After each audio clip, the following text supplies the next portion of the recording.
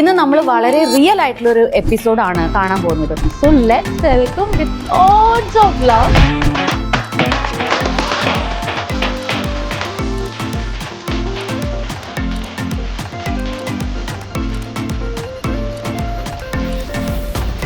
Sara and Ajin.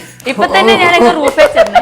ഇൻസ്റ്റാഗ്രാമും യൂട്യൂബും ഒന്നും അല്ലാതെ സാറയും അജിനും ആരാ? സാധാരണ ഒരു കുടുംബത്തിൽ ജനിച്ച ആളാണ് ഞാൻ. ചാച്ചൻ പിന്നെ എന്ത് വലിയനാണോ? ഇല്ല, സാധാരണ ഞാൻ ആരാ കേട്ടാ ഇനി ആണെന്ന് പറഞ്ഞ സാധനം വേണ്ട എന്നുള്ള രീതിയിൽ ഞാൻ നിൽക്കുമ്പോ ഇങ്ങനെ പോലും അല്ല ചാച്ചൻ വന്ന് ഇങ്ങനെ വന്ന് എന്റെ തലേ വന്ന ചാച്ചൻ. എന്റെ കൂടെ തന്നെ കുറഞ്ഞതൊരു 10 പെമ്പിള്ളാർക്ക് ഈ സെയിം സിമ്പിള് അങ്ങനായിരുന്നു. അത് മാത്രമല്ല ഇപ്പോൾ അങ്ങ് വളയത്തില്ല എന്നുള്ള രീതി എന്റെ അടുത്ത് കാണിച്ചു. അപ്പൊ എനിക്ക് ഈവ കയറി. ഇതിന് പറഞ്ഞ അന്നമാണ് എന്റെ ഉന്നം. ഇത് എപ്പോഴും ഇവക്ക് കിട്ടിയതാന്ന് എനിക്ക് അറിയത്തില്ല.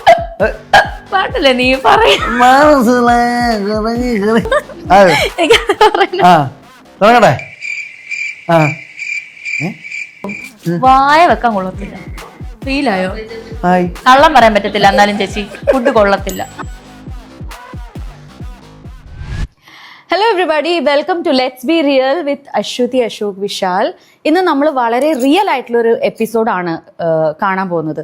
എനിക്ക് എപ്പോഴെങ്കിലും വിഷമം തോന്നുമ്പോൾ അല്ലെങ്കിൽ സങ്കടം തോന്നുമ്പോൾ നമുക്കൊരു മൂഡ് ഓഫ് ആയിട്ടൊക്കെ ഇരിക്കുമ്പോൾ കാണാൻ ആഗ്രഹമുള്ള കുറച്ച് നല്ല വീഡിയോസും കുറച്ച് നല്ല സംസാരവും കാര്യങ്ങളൊക്കെ ഉണ്ടാവും. അങ്ങനെ എൻ്റെ വീട്ടിലെ സ്ഥിരമായുള്ള ഒരു വ്യക്തി, എൻ്റെ വീട്ടിലെ ക്യൂട്ടസ്റ്റ് മെമ്പർ, നിങ്ങളുടെ എല്ലാവരുടെയും വീട്ടിലെയും കൂടെ മെമ്പറാന്ന് എനിക്ക് അറിയാം. So let's welcome with lots of love Sara and Ajin. ഇപ്പൊ തന്നെ ഞാനൊക്കെ റൂഫേ ചെന്നേ. നീ അവിടുത്തെ ആരെങ്കിലും ഒന്ന് എടുത്തോണ്ട് വരുമല്ലേ? സത്യ പറയുന്നത്. എനിക്ക് ആദ്യമായിട്ട് സാറയുടെ വീഡിയോ കാണിച്ചിരുന്നത് വിശാലായിരുന്നു. വിശാൽ പറഞ്ഞു, ഇത് കണ്ടിട്ടുണ്ടോ, നീ ഇത് കണ്ടു നോക്ക് തന്നു. എനിക്ക് അപ്പം തൊട്ട് ഞങ്ങൾ റെഗുലർ ആയിട്ട് എല്ലാ വീഡിയോസും കാണുന്ന ആൾക്കാരാ.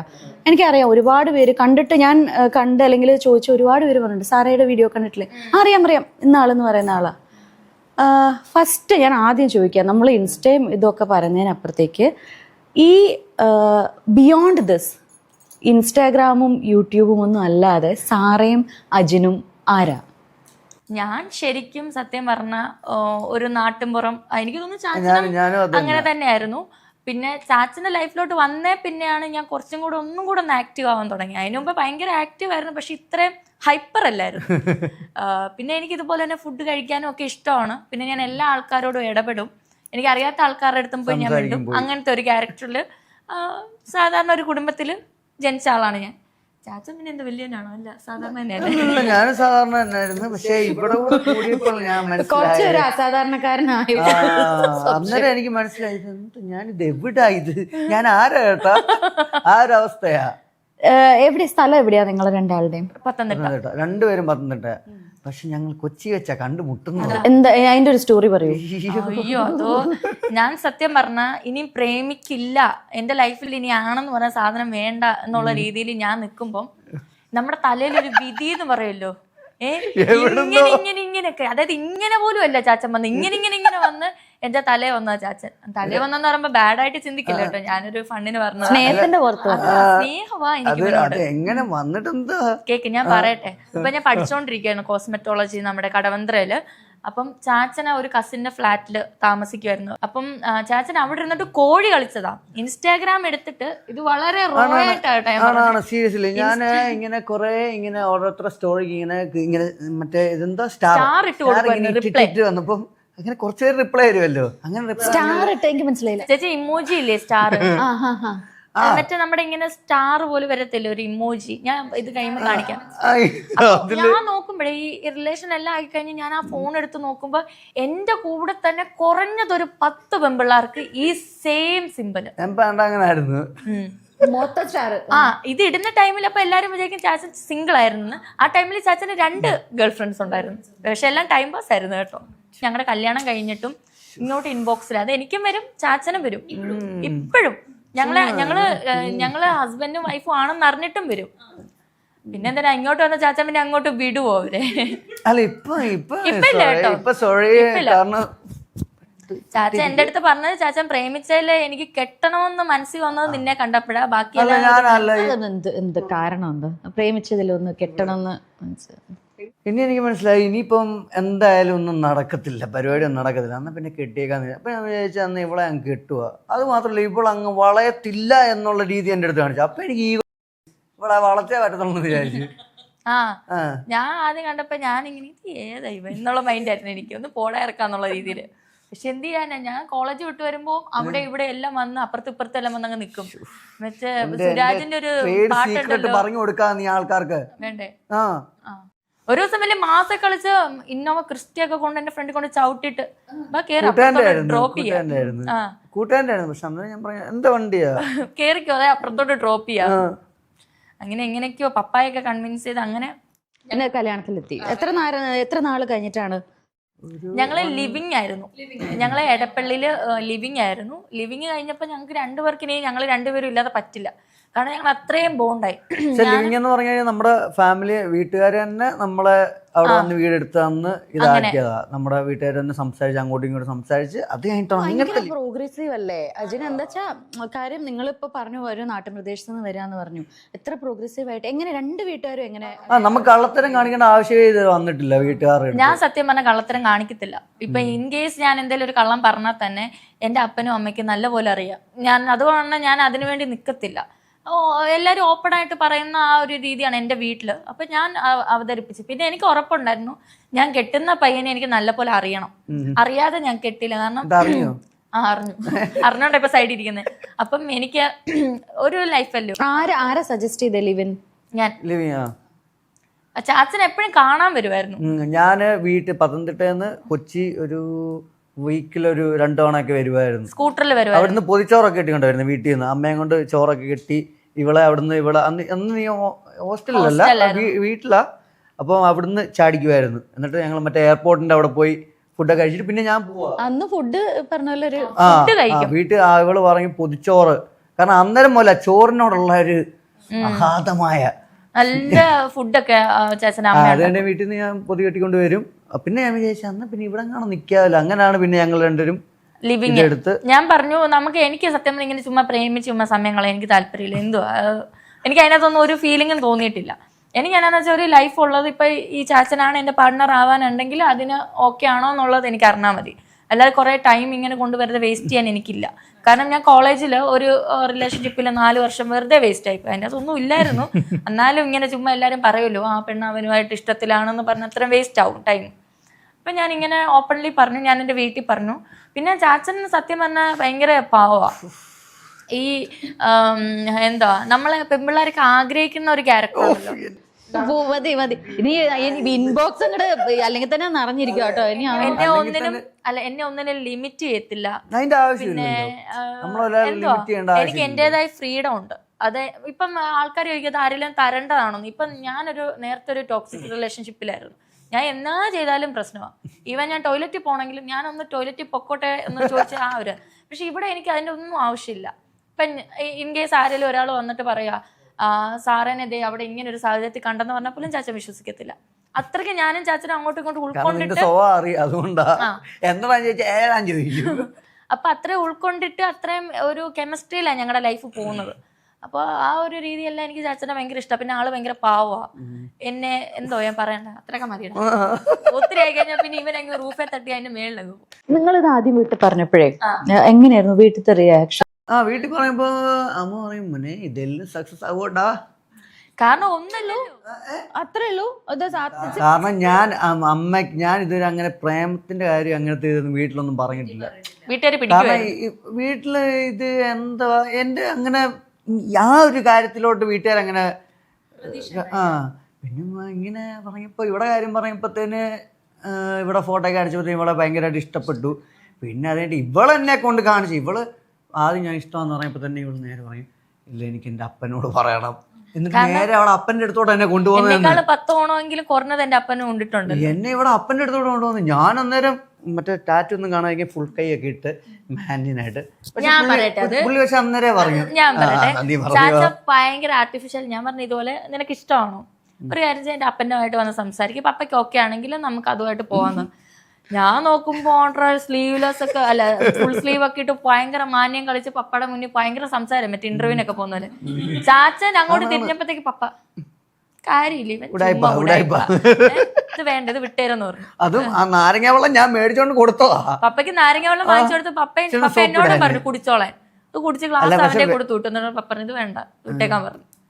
വേറൊരു കാര്യമുണ്ട്, അത് കഴിഞ്ഞിട്ട് എങ്ങനെയായിരുന്നു സെക്കൻഡ് പിന്നെ ചാച്ചനൊരു കുപ്പിയുമായിട്ടാ ചെന്ന്. രണ്ടാമത്തെ അച്ഛൻ ഇപ്പൊ അവനൊരു ഒറിജിനാലിറ്റി വന്നിട്ടുണ്ടെന്ന് ശരിക്കുള്ള. ഇപ്പോഴാണ് ഇവനൊരു നിന്നെയാണോ ഞാൻ എന്റെ ചെറുക്കനാ നീ എന്ന് അതുപോലെ മോനാ. ഇത് ലിവിന്റെ കാര്യം പറഞ്ഞപ്പോഴോ അച്ഛനാണോ സപ്പോർട്ട് ചെയ്തേ? അല്ലല്ല, ലിവിങ്ങിന്റെ കാര്യം പറഞ്ഞപ്പോൾ പപ്പ എൻ്റെ അടുത്ത് ഒബ്വിയസ്ലി ഒരു പേരൻസും എനിക്ക് തോന്നുന്നില്ല. കാരണം പ്രത്യേകിച്ച് നമ്മൾ പെൺപിള്ളേരായതുകൊണ്ട് അവർ സമ്മതിക്കില്ല. പക്ഷേ ഞാനിപ്പോൾ ഓപ്പൺ അപ്പായിട്ട് ഒരു കാര്യം പറയാം. എൻ്റെ വീട്ടിൽ എൻ്റെ പപ്പയും അമ്മയും ഒരു ലീഗലി ഒരു 10-12-13 വർഷമായിട്ട് അവർ ലീഗലി ഡിവോഴ്സ്ഡ് ആയിട്ട് ഇപ്പം എനിക്ക് തോന്നുന്നു ഡിവോഴ്സ്ഡാ. അപ്പം ഞങ്ങൾ കുഞ്ഞിൽ ഈ സാഹചര്യം കണ്ടു വളർന്നത്. ഞാൻ കൂടാതെ വേറെ 2 സിബ്ലിങ്സ് ഉണ്ട്. അപ്പം എനിക്ക് ആ ഒരു ട്രോമയുണ്ട്. കാരണം എൻ്റെ അപ്പനും അമ്മയും ഒരുമിച്ച് നിൽക്കുന്നത് വളരെ കുഞ്ഞിലെ കണ്ടതാണ്. പിന്നെ ഞങ്ങൾ കണ്ടിട്ടില്ല. അത് കാരണം ഞങ്ങൾക്കുണ്ടായ കുറേ പ്രശ്നങ്ങൾ. ഞാൻ ബോർഡിങ്ങിലായിരുന്നു കുറച്ചാൾ, ഞാനും എൻ്റെ ചേച്ചിയും. അപ്പം ഈ ഒരു ലൈഫ് ഒരിക്കലും ഞാൻ ആഗ്രഹിക്കുന്നില്ല. എനിക്കുണ്ടാകുന്ന കുഞ്ഞുങ്ങൾക്കും വരാൻ പാടില്ല. അപ്പം എനിക്കൊരു ഷാർപ്പായിട്ട് എനിക്കൊരു ഇതുണ്ടായിരുന്നു.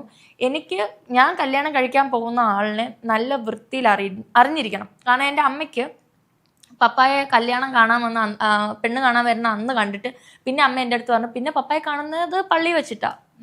അപ്പൊ അവരുടെ ഇടയിൽ ഒരു കമ്മ്യൂണിക്കേഷൻ ഇല്ല, ഒന്നുമില്ല. ഇത്രയും കാലത്ത് അപ്ഡേറ്റ് അല്ലായിരുന്നു. ഈവൻ ഇനി കമ്മ്യൂണിക്കേഷൻ ഉണ്ടെങ്കിലും ഒരുമിച്ച് നിൽക്കാതെ ഒരാളുടെ ക്യാരക്ടർ ആർക്കും ക്യാച്ച് ചെയ്യാൻ പറ്റില്ല. അത് ഭയങ്കര ട്രൂ ആണ്. ഈ ചാച്ചൻ എന്നെ കാണാൻ വന്ന ടൈമിലും ഞങ്ങൾ ലിവിങ്ങിൽ നിന്ന ടൈമും തമ്മിൽ രണ്ടും നല്ല വ്യത്യാസമുണ്ട്. കാരണം കാണാൻ വരുമ്പോ ആളുടെ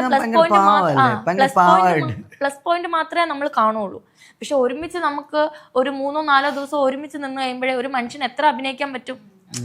അപ്പം ഞാൻ അങ്ങനെ പറഞ്ഞു, വീട്ടുകാരെ പറഞ്ഞ് മനസ്സിലാക്കി. ഞാൻ പറഞ്ഞു പപ്പ അമ്മ എനിക്ക് നിങ്ങളുടെ ട്രോമ വേണ്ട, എനിക്ക് ലൈഫ് ഞാൻ ഒരാളുമായിട്ട് സ്പെൻഡ് ചെയ്യുവാണെങ്കിൽ എനിക്ക് നല്ല രീതിയിൽ സ്പെൻഡ് ചെയ്യണം. കാരണം നമുക്കൊരു ലൈഫല്ലേ ഉള്ളൂ, അത് കഴിഞ്ഞാൽ നമ്മൾ പിന്നെ മരിച്ചു പോകും, ഒബ്വിയസ്ലി നമ്മളില്ല.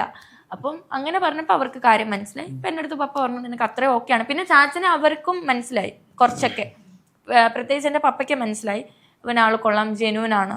പിന്നെ ഈ ഓപ്പൺ അപ്പായിട്ടുള്ള കാര്യങ്ങളൊക്കെ ചാച്ചൻ്റെ ലൈഫിലുള്ള പറഞ്ഞു. അങ്ങനെയാണ് ലിവിങ്ങിലേക്കുള്ള ഒരു ഓപ്ഷൻ വന്നത്. ഇതിൻ്റെ ഇപ്പോൾ നമ്മളൊരു ലിവ് ഇൻ റിലേഷൻഷിപ്പിലിരിക്കുമ്പോൾ അതിൻ്റെ പ്ലസ് എന്താണ്, മൈനസ് എന്താണ്? പ്ലസ് ഞാൻ പറയാം, മൈനസ് ഞാൻ തന്നെ പറയും കേട്ടോ.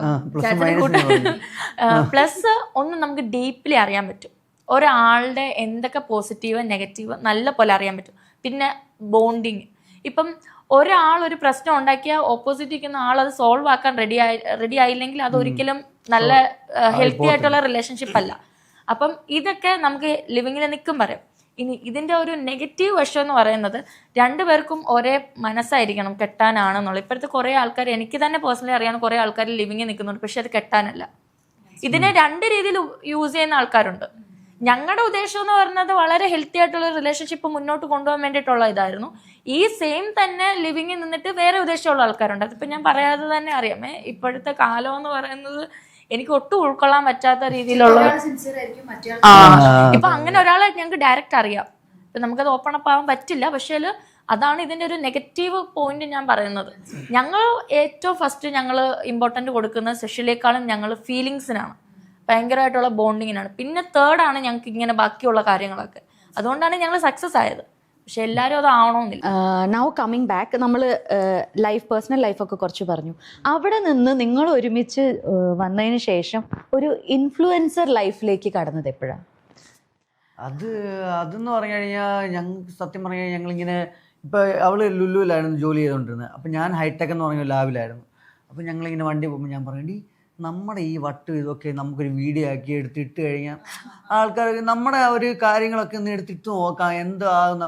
അത് കഴിഞ്ഞിട്ട് പിന്നെ ഒരു വർഷം കൂടെ കഴിഞ്ഞിട്ടാണ് ഞങ്ങളിങ്ങനെ വീഡിയോ ഇട്ട് തുടങ്ങിയത്. ഞാൻ സത്യം പറഞ്ഞാൽ ആദ്യം വീഡിയോ ഇടുമ്പോൾ ചാച്ചൻ അറിയത്തില്ലായിരുന്നു. ചാച്ചൻ്റെ അടുത്ത് പറഞ്ഞ വീടിൻ്റെ ഒരു ക്യാമറ ഇട്ടുണ്ടല്ലോ, ഇത് വമ്പ ഹിറ്റാ, മില്യൺ വ്യൂസ് ഓഫ് ഇത് നമ്മുടെ വീടിൻ്റെ അകത്ത് വരുമെന്ന് പറഞ്ഞു. അപ്പം ഞാൻ പറഞ്ഞു ഒന്ന് പൊടയാക്കാതെ പട്ടത്തരം പറയില്ല എന്നൊക്കെ പറഞ്ഞ് ചാച്ചനെ ചുമ്മാ ഇതാക്കുമായിരുന്നു. പിന്നെ ഒരു ദിവസം ഞാൻ ആലോചിച്ചു എന്തുകൊണ്ട് എനിക്ക് വീഡിയോ എടുത്തുകൂടാ. കാരണം എൻ്റെ കയ്യിൽ അന്ന് അത്യാവശ്യം നല്ലൊരു ഫോണുണ്ട്, പിന്നെ എനിക്ക് ടൈമുണ്ട്, ഞാൻ സെയിൽസിലായിരുന്നു വർക്ക് ചെയ്യുന്നത്, എന്നാലും പിന്നെ എനിക്ക് ഇൻട്രസ്റ്റ് ഉണ്ട്. അങ്ങനെ ഞാൻ വെച്ചിട്ട് എല്ലാ ദിവസവും രാവിലെ 9 മണിക്ക് എനിക്ക് പോകേണ്ടത് ലുലുവിൽ. അപ്പം ഞാനൊരു 7 മണിയാകുമ്പം വീട്ടിലെ പരിപാടിയൊക്കെ നിർത്തിയിട്ട് ഒരു 2 മണിക്കൂർ കിട്ടുമ്പോൾ ഞാൻ വീഡിയോ ചുമ്മാതെ എൻ്റെ യൂട്യൂബിൻ്റെ ഏറ്റവും അടിയിലെടുത്ത് നോക്കിയാൽ കാണും ഞാൻ എന്തൊക്കെ വട്ട് കാണിച്ചു വെച്ചിട്ടുണ്ട്. അപ്പൊ വൈകിട്ട് വരുമ്പോ നോക്കും, അപ്പൊ ഒരു 5 ലൈക്ക് 6 ലൈക്ക് ഇങ്ങനെയൊക്കെയാ. അപ്പൊ ഒരാഴ്ച കഴിഞ്ഞപ്പോ ഇതുപോലെ ചാച്ചൻ എപ്പോഴും എന്റെ വീഡിയോ ഉണ്ട്. അപ്പൊ എന്നോട് നീ ഇതുപോലെ വീഡിയോ ഇടാറ്? ഞാൻ പറഞ്ഞു ആ വീഡിയോ ഇടാറുണ്ട്. ആ ഓക്കെ എന്ന് പറഞ്ഞാൽ നമ്മൾ കാര്യമാക്കാതെ വിട്ടതാ. ഇത് ശരിക്കും കൊളുത്തിയത് എവിടെയാണെന്നറിയോ? ചാച്ചന്റെ ആശുപത്രി കേസ്. ആശുപത്രിയില് അതാണ് ശരിക്കും ആളുകൾ കൂടുതലും ഞങ്ങളെ നേരിട്ട് കാണുമ്പോൾ പറയുന്നത് ഈ ആശുപത്രി കേസിലെ വീഡിയോ ഞങ്ങൾ കണ്ടേന്നുള്ളത്. അത് കയറി ഭയങ്കര ഹിറ്റായി. പിന്നെ ബാലൻസ് പിന്നെ ഇടുന്ന എല്ലാം ആളുകൾ പിന്നെ അവിടെ ഞങ്ങളുടെ തുടങ്ങിയില്ലേ. പിന്നെ ഇവളെന്താണോ അത് തന്നെ. സാറൊക്കെ ഈ പറഞ്ഞ പോലെ വീഡിയോസ് ഇടുമ്പോ എന്നെ ആൾക്കാരെ സ്നേഹിച്ചു തുടങ്ങി, ഇഷ്ടപ്പെട്ടു തുടങ്ങിയെന്ന് തോന്നിയത് എപ്പോഴായിരുന്നു? ആ ഒരു അത് എപ്പോഴാന്ന് വെച്ചാൽ ഞാനും ചാച്ചനും വെളിയിൽ പോലോ. ഈവൻ ഒരു 5 വയസ്സുള്ള കുഞ്ഞ് തൊട്ട് ഒരു 70 വയസ്സുള്ള പ്രായമായ ആൾക്കാർ വരെ ഞങ്ങളെ ഭയങ്കര അത്ഭുതത്തോടെ വന്ന് നോക്കുന്നു. സീരിയസ്ലി പറഞ്ഞു കേട്ടോ, പ്രായമുള്ളവർ വരെ. ഞാനപ്പോ ഇങ്ങനെ ചിന്തിക്കുന്നത്, ദൈവമേ ഇത്രയും പ്രായമുള്ളവർ വരെ നിന്റെ, കാരണം ഇവിടെ വീഡിയോ കാണുക എന്ന് പറഞ്ഞു കഴിഞ്ഞാൽ അത്ര, കാരണം കൂടുതൽ ഏജ് ഉള്ളവർ, കാരണം അവരുടെ ആ ഒരു ടൈപ്പുള്ള വീഡിയോ കാണാൻ ശ്രമിക്കുന്നത്. ഇവരിത് കാണുമെന്ന് പറയുമ്പോൾ എനിക്ക് ഞാൻ അപ്പൊ തന്നെ അങ്ങ് പൊങ്ങും ഞാൻ. അത് സീരിയസ്ലി ഞാൻ പറയാം. ഒരു ചേച്ചി മിനിങ്ങാന്ന് കഴിച്ചോണ്ട് ഫുഡ് കഴിച്ചെടുത്ത് ഞങ്ങൾ ലിഫ്റ്റ് കയറാൻ നിന്നടുത്ത് ഓടി വന്നു പുള്ളിക്കാരി, ആ കൈ കൊണ്ട് തന്നെ നമ്മുടെ അടുത്ത് വന്നു. അത് ഞങ്ങൾക്ക് ഭയങ്കര പ്രൗഡ് മൊമെന്റ്. ഇപ്പൊ പിള്ളേരൊക്കെ ആണെങ്കിലും ഉണ്ടല്ലോ, ദൂരെ ചാച്ച കൊച്ചു പിള്ളേര്, അത് നമുക്ക് ഭയങ്കര ഇതാ. പിള്ളേര് മുതൽ ആ ഒരു ഏജ് വരെ ഉണ്ടെന്ന് പറഞ്ഞാൽ അതൊരു ഭയങ്കര ഇത് തന്നെ, ആ ഒരു ഫീല് കിട്ടണേ. ഞാനിപ്പോ അത് അനുഭവിച്ചോണ്ടിരിക്കുകയാണ്. അതുപോലെ ഇപ്പൊ ചേച്ചി ഒരു ഇൻട്രോയിൽ പറഞ്ഞില്ലേ, എന്തെങ്കിലും വിഷമം ഉണ്ട് എന്റെ വീഡിയോ കാണാൻ. എന്നെ ആര് നേരിട്ട് കണ്ടാലും അവർ എന്റെ അടുത്ത് പറയുന്നത്, എനിക്ക് എന്ത് വിഷമം ഉണ്ടെങ്കിലും ഞങ്ങൾ സാറയുടെ വീഡിയോ സത്യം പറഞ്ഞത്. നമുക്ക് കാണുന്ന നിങ്ങൾ അവിടെ ഭക്ഷണം കഴിക്കുകയാണെങ്കിലോ അല്ലെങ്കിൽ നിങ്ങളൊരു സ്ഥലത്തിരിക്കുകയാണെങ്കിൽ ഞങ്ങൾ അതിന്റെ ഇടയിൽ ആ ഒരു 3 മിനിറ്റ് എത്തും. അതിന് എനിക്ക് ഏറ്റവും എന്റെ സൈഡിൽ നിന്ന് അത് കിട്ടാനുള്ള കാരണം, എനിക്ക് ആ സന്തോഷം കിട്ടിയിട്ടില്ല. അപ്പൊ എനിക്ക് മറ്റൊരാൾക്ക് അത് കൊടുക്കാൻ പറ്റുന്നു എന്ന് ഞാൻ അറിയുമ്പം ഞാൻ അതിനു വേണ്ടിയിട്ട് നല്ലപോലെ വർക്ക് ചെയ്യുന്നുണ്ട്. ഞാൻ വീട്ടിൽ ഇരുന്നിട്ട് തന്നെ പ്ലാൻ ചെയ്യും, ഞാൻ നാളെ എന്ത് വീഡിയോ ഇടണം, ആളുകൾക്ക് എങ്ങനെ ഒരു സന്തോഷം കിട്ടും. ഞാൻ കാരണം ഒരാൾ ചിരിക്കുന്നുണ്ടെങ്കിൽ എന്നെ സംബന്ധിച്ച് അത് വലിയ കാര്യമാണ്.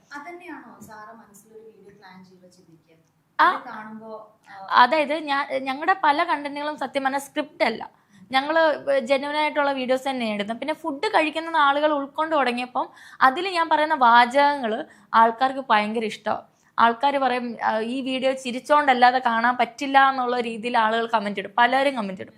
അപ്പം ഞാൻ ആലോചിക്കും, എന്തുകൊണ്ട് എനിക്ക് ഇങ്ങനെ ഒരു അവസരം കിട്ടി. എനിക്ക് എല്ലാവർക്കും കിട്ടുന്ന ഒരു അവസരമല്ല മറ്റൊരാളെ ചിരിപ്പിക്കാൻ പറ്റും. കൊമേഡിയൻ എന്നുള്ള ഒരു ഇത്, ഞാൻ പണ്ട് കോമഡി സ്റ്റാർ ഒക്കെ കാണുമായിരുന്നു, അപ്പൊ ഞാനും ചിരിക്കുമായിരുന്നു. അപ്പൊ ഇപ്പൊ ഞാൻ ചിന്തിക്കും, ഇപ്പോൾ പറഞ്ഞ ഓരോ വേട് അന്നമാണ് എന്റെ ഉന്നം, ഈ സാധനം എന്റെ ജീവിതത്തിൽ ഞാൻ കേട്ടില്ല. ഇന്നോട് ഞാൻ മീൻ മേടിക്കാൻ പോയിട്ട് തിരിച്ചു വന്നപ്പോ ഞാൻ വണ്ടി ഇരുന്നോണ്ട് തന്നെ ഇങ്ങനെ ചിന്തിക്കും, അന്നമാണ് എന്റെ ഉന്നം. ഇതെന്ത് സാധനമാണ്? സീരിയസ് പറഞ്ഞ അന്നമാണ് എന്റെ ഉന്നം. ഇത് എവിടുന്ന് ഇവക്ക് കിട്ടിയതാണെന്ന് എനിക്ക് അറിയത്തില്ല. ഞാൻ സീരിയസിൽ വണ്ടി ഓടിച്ചോണ്ടപ്പോ ഇന്നോട് ചിന്തിച്ചാ.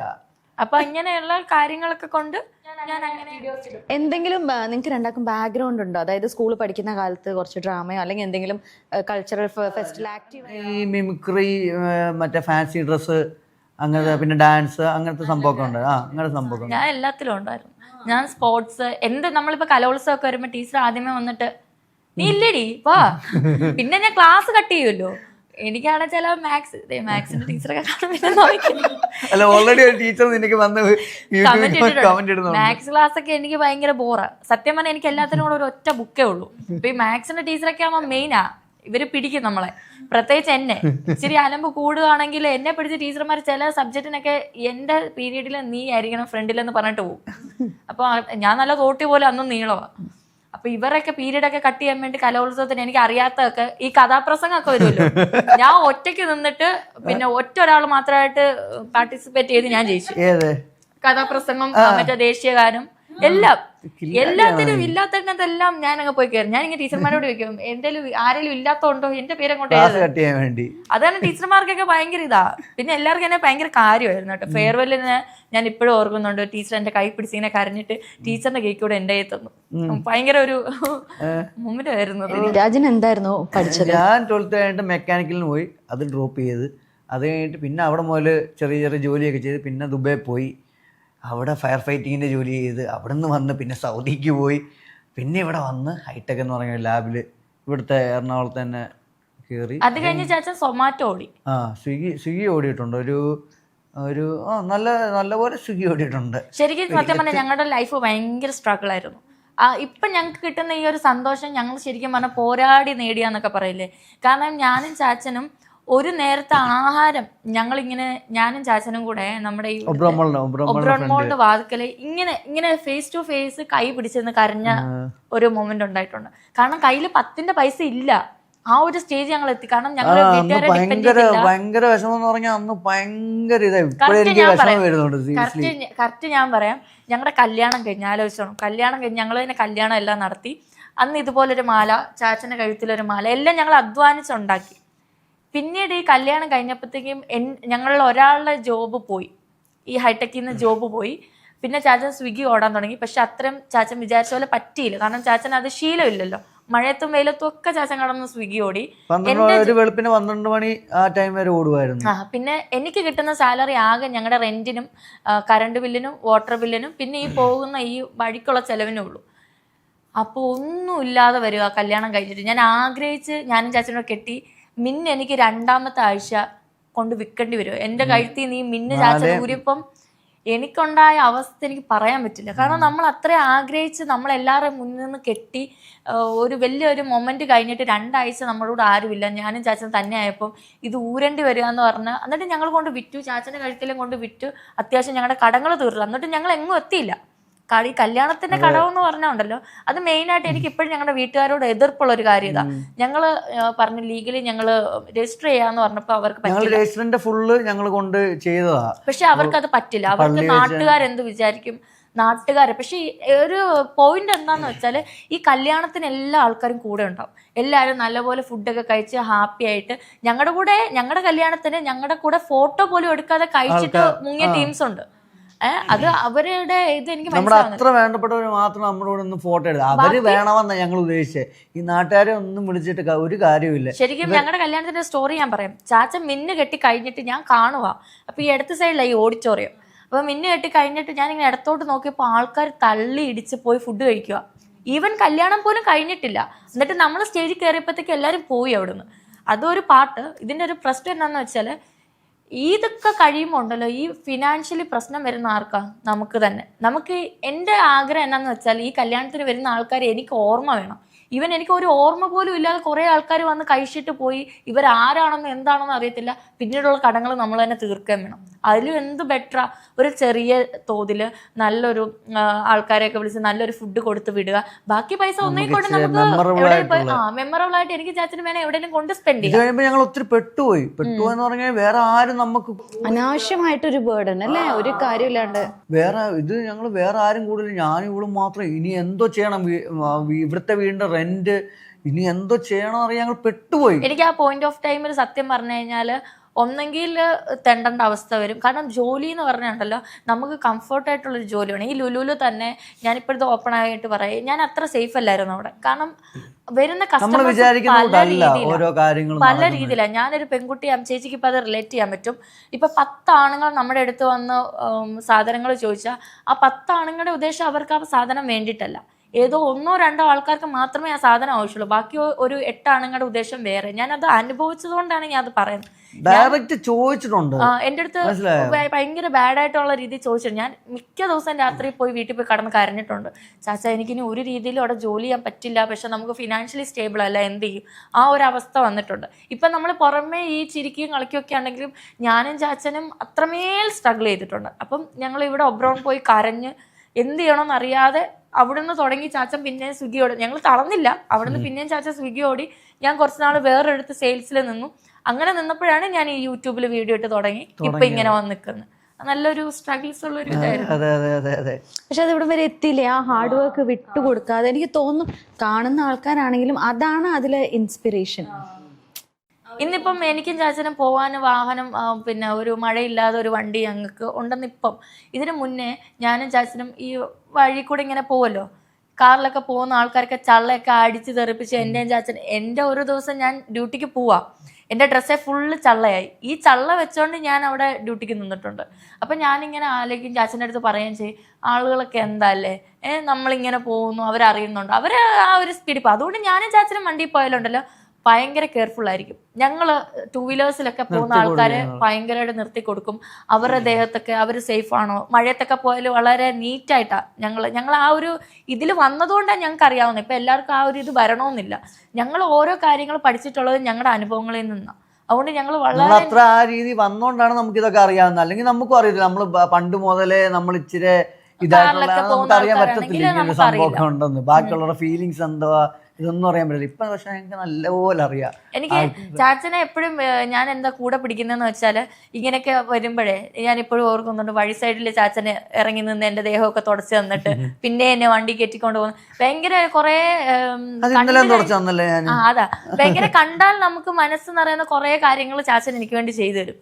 അതിൽ ചാച്ചൻ ഈഗോ പ്രശ്നമോ അല്ലെങ്കിൽ മറ്റൊരാൾ എന്ത് ചിന്തിക്കുന്നോ അങ്ങനെ ഒന്നും കാണിക്കേണ്ട ആവശ്യമില്ലല്ലോ. നമ്മുടെ സ്വന്തം പ്രോപ്പർട്ടി അല്ലേ, നന്നായി കൊണ്ടുനടക്കണ്ടേ. ഞാനന്ന് കരയുവാ. എന്റെ ഡ്രസ്സിലെല്ലാം ഇതേ സങ്കടമായിപ്പോ എനിക്ക് വേഗം. അപ്പൊ ചാച്ചൻ പോട്ടെ സാരമില്ല നമുക്ക് അത് ശരിയാക്കാന്നൊക്കെ പറഞ്ഞ റോഡിന്റെ സൈഡിൽ നിന്നിട്ട് ഇങ്ങനെ എല്ലാം എനിക്ക് അതൊക്കെ കുറച്ച് ഓക്കെ ആക്കിയാ വിടാൻ പറ്റത്തുള്ളൂ. അല്ലെങ്കിൽ പിന്നെ ഞാൻ വീട്ടിൽ പോയിട്ട് പിന്നെയും വരേണ്ട വരും. അപ്പത്തേനും ഇങ്ങനെ വിഷമിച്ചിരുന്ന് പിന്നെ വേണ്ട. അതുകൊണ്ട് ഞാൻ ഓക്കെ ആക്കിയിട്ടേ വിടത്തുള്ളൂ. അതുകൊണ്ടാണ് ഞങ്ങൾ ആളുകളുടെ അടുത്ത് നല്ല രീതിയിൽ ഇടപെടുന്നത്. ഞാൻ പറഞ്ഞ അനുഭവങ്ങളാണ് ഞങ്ങളെ മെയിനായിട്ടും. ഞാൻ ചാച്ചൻ എപ്പോഴും പറയാം നമുക്ക് മറ്റൊരാൾക്ക് കൊടുക്കാൻ പറ്റുന്നത് എപ്പോഴും നമ്മുടെ നല്ല സന്തോഷം നമ്മുടെ. എനിക്ക് തോന്നുന്നു ഈ അനുഭവങ്ങളാണെന്ന് തോന്നുന്നു. നിങ്ങളുടെ ആ വീഡിയോസിലുള്ള നാച്ചുറാലിറ്റിയും സിൻസിയറിറ്റി ഭയങ്കര ജെന്യുവൻ ആയിട്ട് ഫീൽ ചെയ്യും. അത് തന്നെയാന്ന് തോന്നുന്നു. ഇപ്പോഴും ഒരു ചേച്ചിയുടെ ഒരു സംഭവം ഞങ്ങളുടെ ഇതിൽ നടക്കുന്നത്. നമുക്ക് ആ ചേച്ചിയെ നമുക്ക് അത് ചേച്ചി കണ്ടോന്ന് അറിയില്ല, ഒരു പുള്ളിക്കാരത്തിൽ കമന്റ് ഇട്ടേന് ചോദിക്കണം എന്ന് വിചാരിച്ചു. അതായത് അതിന് മുമ്പ് ഒരു കാര്യം ചോദിച്ചോട്ടെ. ഈ നമ്മള് ഒരുപാട് ജഡ്ജ്മെന്റ്സ് വരുമല്ലോ. സാർ ഇങ്ങനെ സംസാരിക്കണു ഇങ്ങനെ പറയണു. ആദ്യ സമയത്തൊക്കെ ഒരു ഇവരെങ്ങനെ പറഞ്ഞ ആൾക്കാർ എന്നെ എന്ത് വിചാരിക്കും അങ്ങനത്തെ ഒരു തോട്ടൊക്കെ വന്നിട്ടുണ്ടായിരുന്നോ? ഒറ്റ ബുദ്ധിയാ ചേച്ചി. ഞാന് ചിന്തിക്കുന്ന എപ്പോഴും നമ്മൾ 100% ശരിയാണെങ്കിൽ മാത്രമേ നമ്മൾ വേറൊരാളെ ഏത് രീതിയിലാണെങ്കിലും നമ്മൾ ജഡ്ജ് ചെയ്യാൻ പാടുള്ളൂ. കമന്റ് ഇട്ട പുള്ളിക്കാരത്തിന്റെ അടുത്ത് ഞാൻ റിപ്ലൈ ചെയ്യാനുള്ള ഒറ്റ റീസൺ, ഞാൻ ആ പുള്ളിക്കാരത്തിയുടെ അക്കൗണ്ടിൽ കയറിയപ്പം പുള്ളിക്കാരത്തി പറഞ്ഞ റീസൺ ഇതാണ്: സാറയുടെ വീഡിയോ വളരെ ബോറാണ്, ഇങ്ങനെ കണ്ടിന്യൂസ് ആയിട്ട് ഒരേ കണ്ടന്റ്. നല്ല ചുട്ട മറുപടിയും കൊടുത്തു. ഞാൻ ആ പ്രൊഫൈലിൽ കയറിയപ്പം ഒരേ പാറ്റേണിൽ ഈവൻ ആ ഡ്രസ്സ് പോലും മാറാൻ, ഞാൻ ആ ഡ്രസ്സ് ഇല്ലാത്തതിനെ കളിയാക്കിയതല്ല, ഈവൻ ആ ഡ്രസ്സ് പോലും മാറാതെ മിററിൽ ഒരു 10 വീഡിയോ ആ ചേച്ചി ഇട്ടിരിക്കുന്നത് ചേച്ചിക്ക് ഒരിക്കലും ബോറായിട്ട് തോന്നിയില്ല. വേറൊരാളുടെ പുള്ളിക്കാരുടെ കമന്റ് എന്ന് പറഞ്ഞാൽ ആ കമന്റ് വ്യക്തമായിട്ട് മനസ്സിലാവും. പുള്ളിക്കാരുടെ ഒരു മറ്റൊരു ആ സാധനം കമന്റ് കറക്റ്റ് ആയിട്ട് മനസ്സിലാവും. അതുകൊണ്ടാണ് നമ്മൾ റിപ്ലൈ കൊടുത്തത്. അല്ലെങ്കിൽ നമുക്ക് ഇഷ്ടം പോലെ നമുക്ക് പോസിറ്റീവ് കമന്റ് മാത്രമല്ല നെഗറ്റീവ് ഇഷ്ടം പോലെ വരും. നമ്മൾ ഇതൊന്നും മൈൻഡ് ചെയ്തില്ല. പക്ഷെ ആ ഒരു സാധനത്തിൽ ഞാൻ ആ അക്കൗണ്ടിൽ കയറി നോക്കിയപ്പോൾ അങ്ങനെ കണ്ടു. അതിനകത്തിൽ ഒരു തെറ്റുമില്ല ഇവള് റിപ്ലൈ കൊടുത്തതിന്.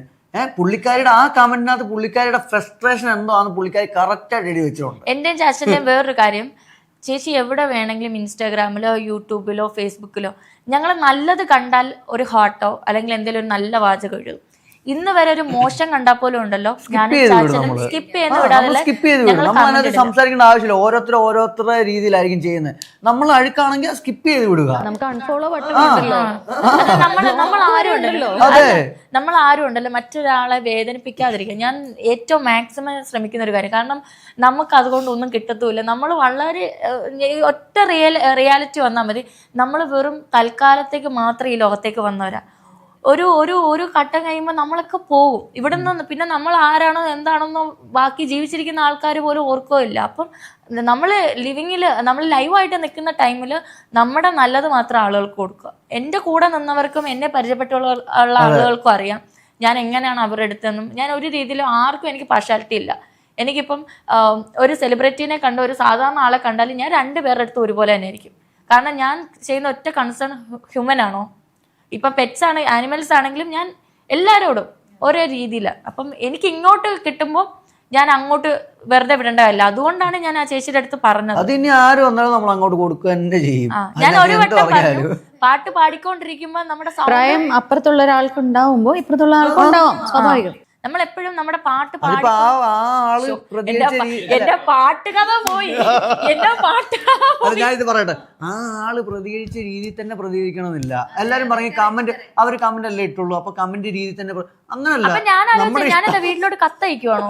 അയച്ചതിന്റെ തിരിച്ച് മറുപടി ആയിട്ട് അയക്കാന് നമുക്ക് എന്താണ് ഇഷ്ടം ആ രീതി തന്നെ പ്രതികരിക്കും. നമ്മളൊരു കമന്റ് ചെയ്തതാണെങ്കിലും അത് 10 പേര് കണ്ടോട്ടെ എന്ന് വിചാരിച്ചല്ലേ. അതെ, അതും ചേച്ചി പബ്ലിക്കലി എന്റെ കമന്റ് ബോക്സ് എടുത്ത് നോക്കി അറിയാം. മിക്ക ആൾക്കാരും എന്റെ വീഡിയോ കാണുമ്പോൾ ഒബ്വിയസ്ലി ഈ കൊച്ചിന്റെ കമന്റ് എന്തായിരിക്കും എന്നുള്ള ക്യൂരിയോസ് എല്ലാവർക്കും ഉണ്ട്. അപ്പൊ ഇങ്ങനെ എടുത്ത് കാണുമ്പോൾ ആളുകൾ എത്രയാണെന്ന് പറഞ്ഞാൽ നെഗറ്റീവ് എവിടെ ഉണ്ടോ നമ്മുടെ ഒരു പ്രത്യേകം, എനിക്ക് തോന്നുന്നത് നമ്മുടെ എന്തെങ്കിലും ഹോർമോൺ ആയിരിക്കും, എനിക്കറിയില്ല, എനിക്ക് അങ്ങനെ ഇല്ല കേട്ടോ. ഒരു നെഗറ്റീവ് സൈഡ് എവിടാണോ അങ്ങോട്ടാണോ എപ്പോഴും ഒരു ചായ്വ് എല്ലാവർക്കും. പോസിറ്റീവ് പിന്നെ നോക്കുള്ളൂ. അപ്പം ഞാൻ ചിന്തിച്ചു ആ ചേച്ചിക്ക് പറയാനുള്ള റൈറ്റ് ഉണ്ടെങ്കിൽ ഓക്കെ, ഞാൻ ഒബ്വിയസ്ലി ആ അക്കൗണ്ടിൽ കയറുമ്പം ഇങ്ങനെ ഒരു വീഡിയോയോ അല്ലെങ്കിൽ ഒന്നും ഇല്ലെങ്കിൽ ഞാൻ സ്കിപ്പ് ചെയ്തേനെ. പക്ഷെ ഇത്രയും കാണിച്ചിട്ടും പിന്നെ പറയുമ്പം നമ്മൾ അത് പറയാതിരിക്കുന്നത് ശരിയല്ലല്ലോ. അതുകൊണ്ട് മാത്രമാണ് ഞാൻ പറഞ്ഞത്.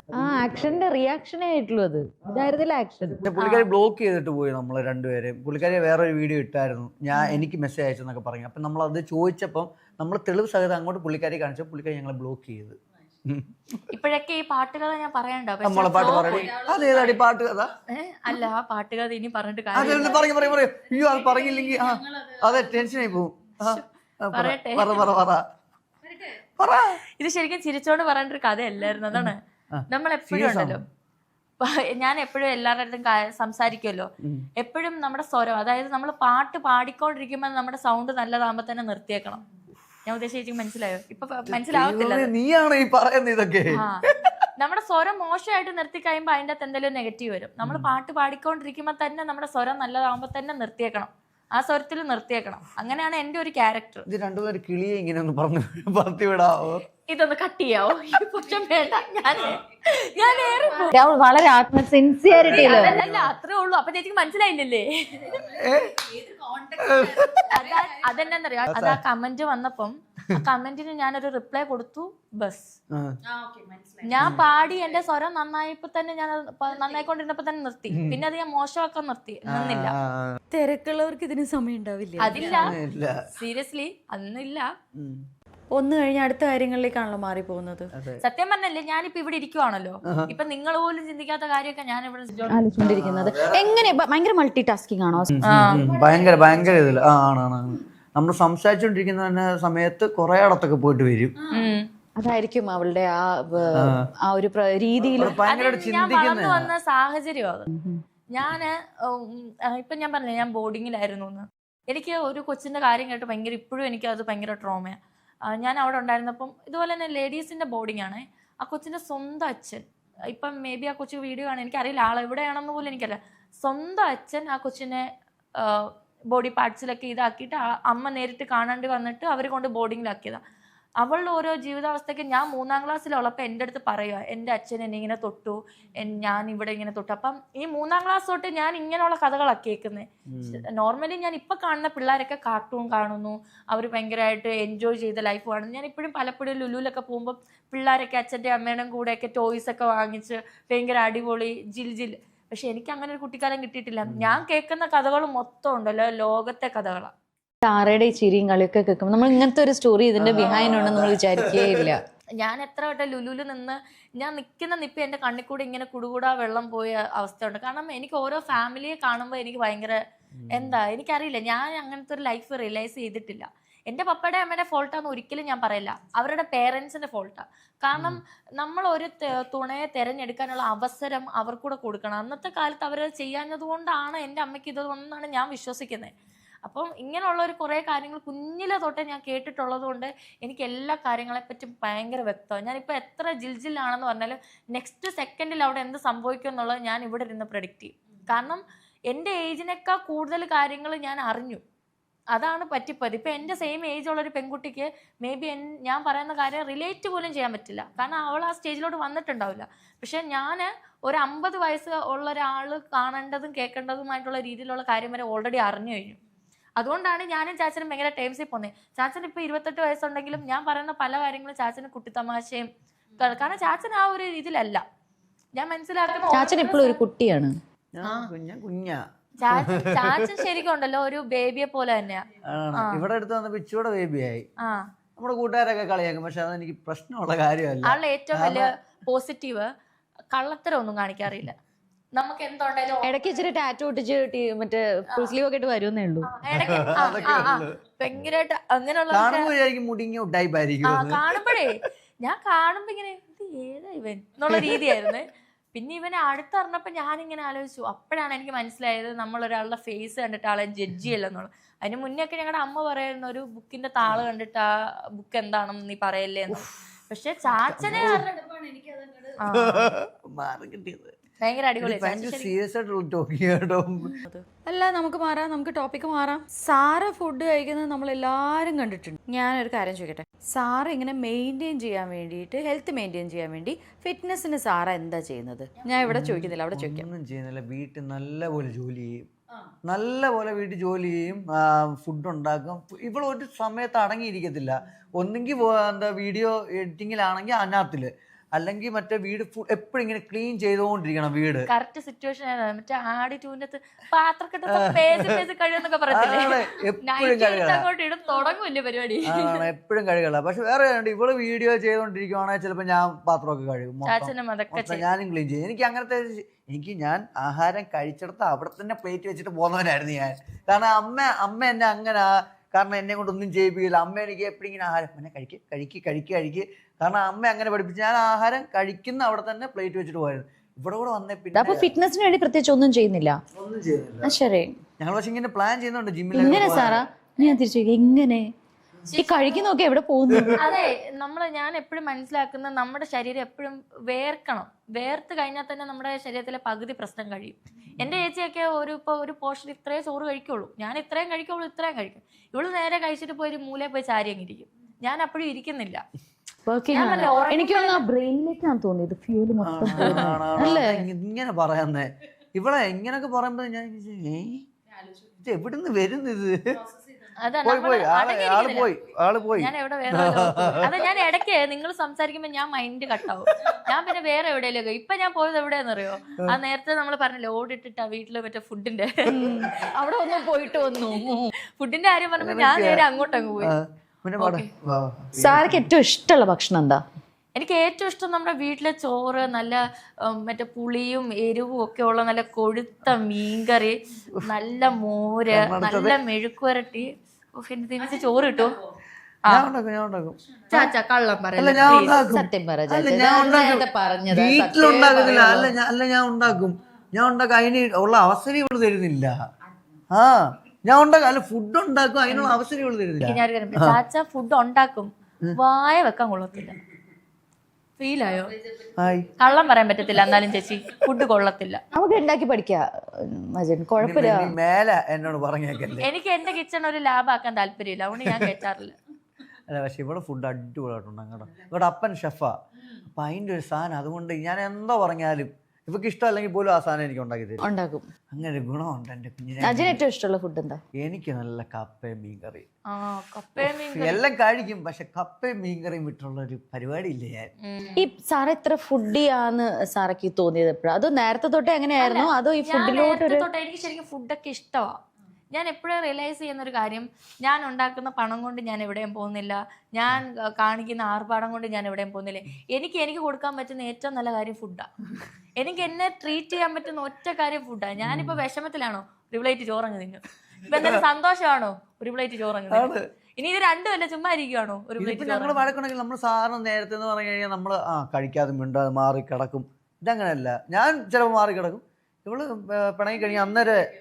ചാച്ച എത്ര രാത്രി നമ്മൾ തമ്മിൽ വഴക്കുണ്ടാക്കും. ചിലപ്പോൾ ഞാൻ തന്നെ ആയിരിക്കും വഴക്കൊക്കെ ഉണ്ടാക്കുന്ന ആള്. ഞാൻ ചാച്ചനെ ഇട്ടങ്ങ് കരയിപ്പിച്ച് ചാച്ചനെ ഒന്നിനും കൊള്ളാത്ത രീതിയിലാണ്.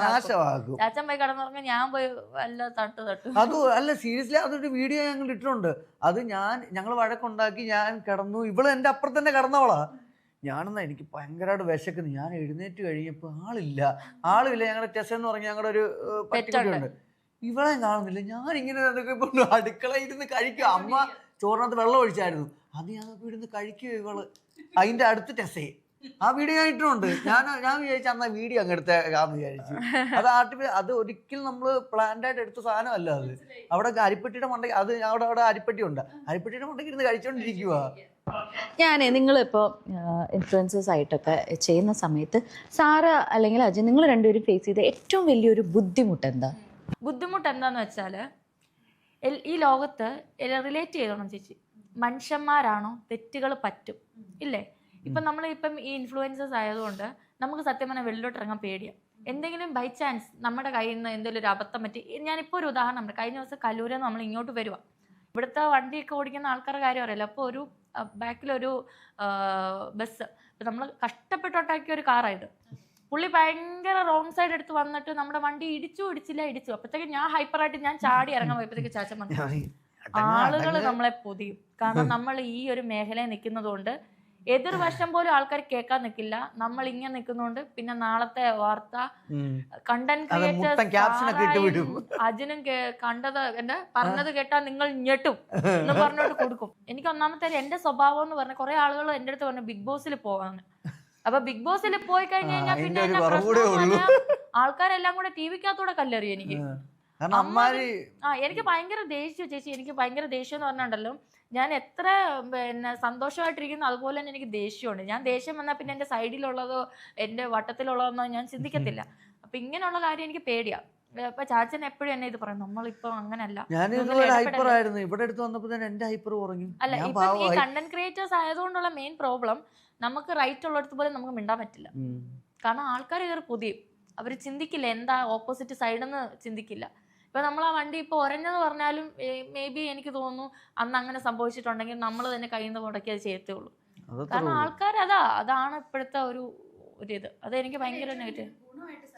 ആൾക്കാർ ഏറ്റെടുത്തത് ഇങ്ങനെ വന്ന് മിണ്ടുന്നത്. ഈവൻ ഒരു കുഞ്ഞു അവള് എനിക്ക് ഈ നമ്മുടെ ഇൻസ്റ്റാഗ്രാമിൽ ഇപ്പോഴും കിടപ്പുണ്ട്. അവള് സംസാരിക്കാറായി വരുന്നതേ ഉള്ളൂ. വലിയ അവളുടെ ലാംഗ്വേജ് പോലും കറക്റ്റ് ആയിട്ടില്ല. പക്ഷെ ആ ചേച്ചിയെ ഭയങ്കര ഇഷ്ടം, ഒരു ഉമ്മ വരും എന്നൊക്കെ വെച്ചാൽ ഭയങ്കര ക്യൂട്ടായിട്ട്. അത്രയും കുഞ്ഞു കൊച്ചു തൊട്ട് വലിയ ആൾക്കാർ വരെ എന്നെ ചാച്ചനെ ഉൾക്കൊള്ളുന്നവരുണ്ട്. ഇപ്പോഴും ഞങ്ങളുടെ ഒരു വീഡിയോ ഒരു ദിവസം ചെന്നില്ലെങ്കിൽ എനിക്ക് ഇൻബോക്സ് വരും, ചേച്ചി എന്താ ഓക്കെ ആണോ, ഓക്കെ ആണോ. കാരണം കുറെ പേര് നമ്മളോട് ഭയങ്കര സ്ട്രെസ് ഫ്രീയാ അത് കേൾക്കുമ്പോൾ തന്നെ നമുക്ക് സന്തോഷം. അവർക്ക് എന്തെങ്കിലും ഒരു ബുദ്ധിമുട്ട് വരുമ്പോൾ ഇവിടെ അക്കൗണ്ട് സെർച്ച് ചെയ്തെടുത്ത് വീഡിയോ കാണുമെന്ന് പറഞ്ഞാൽ നമുക്ക് ഭയങ്കര ഒരു ഇത് തന്നെ. പിന്നെ ചേച്ചിക്ക് ഒരു കാര്യം റിലേറ്റ് ചെയ്യാൻ പറ്റും. നമുക്ക് പെൺപിള്ളേർ ഒരിക്കലും വേറൊരു പെൺകുട്ടിക്ക് ഒരു ഹൈപ്പോ അല്ലെങ്കിൽ കോംപ്ലിമെന്റോ ഒന്നും കൊടുക്കത്തില്ല.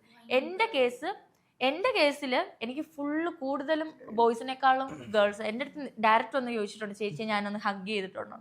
അത്രയും പെൺപിള്ളേരൊക്കെ അത്രയും ഒരു ഗേൾസ് ഒക്കെ ഭയങ്കര ഇതാകുമ്പോൾ എനിക്കൊരു ഹാപ്പിയാ. പിന്നെ എനിക്കും ഇഷ്ടം.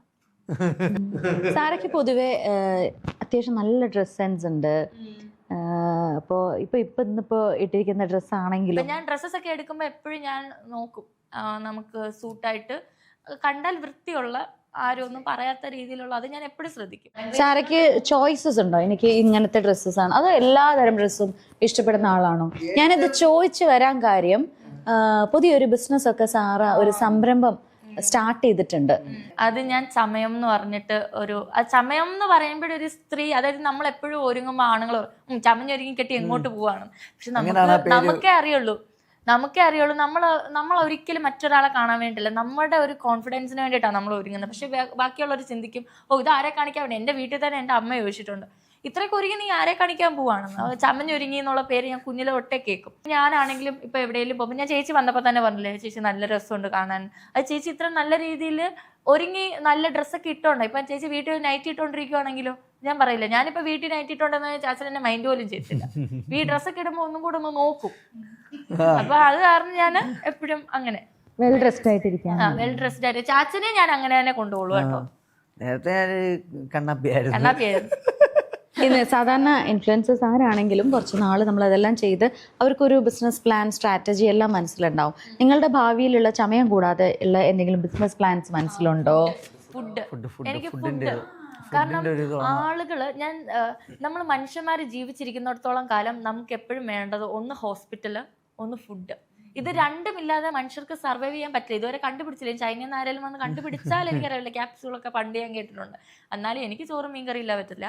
അപ്പം ഫുഡ് ആളുകൾ അത്രയും ഇഷ്ടപ്പെട്ടും നല്ലത് കൊടുക്കുവാണെങ്കിൽ നമുക്ക് നല്ലൊരു കാര്യമല്ല. അപ്പൊ എന്റെ മനസ്സിലുണ്ട്, ദൈവം സഹായിച്ച് പറ്റുവാണെങ്കിൽ. എല്ലാ ക്വിസിൻസും ഉള്ളതാണോ അതോ? ഞാൻ എപ്പോഴും ഉണ്ടല്ലോ നാടനെ പ്രിഫർ ചെയ്യുള്ളൂ. കാരണം ഇപ്പോഴത്തെ പല പിള്ളേർക്കും അറിയില്ല. എന്റെ ഏജിലുള്ള പിള്ളേർക്ക് പോലും ഞാൻ പറയുന്നത് പഴങ്ങി നല്ല കപ്പയും കൂടെ പറഞ്ഞ ഈ പഴങ്ങനിയോ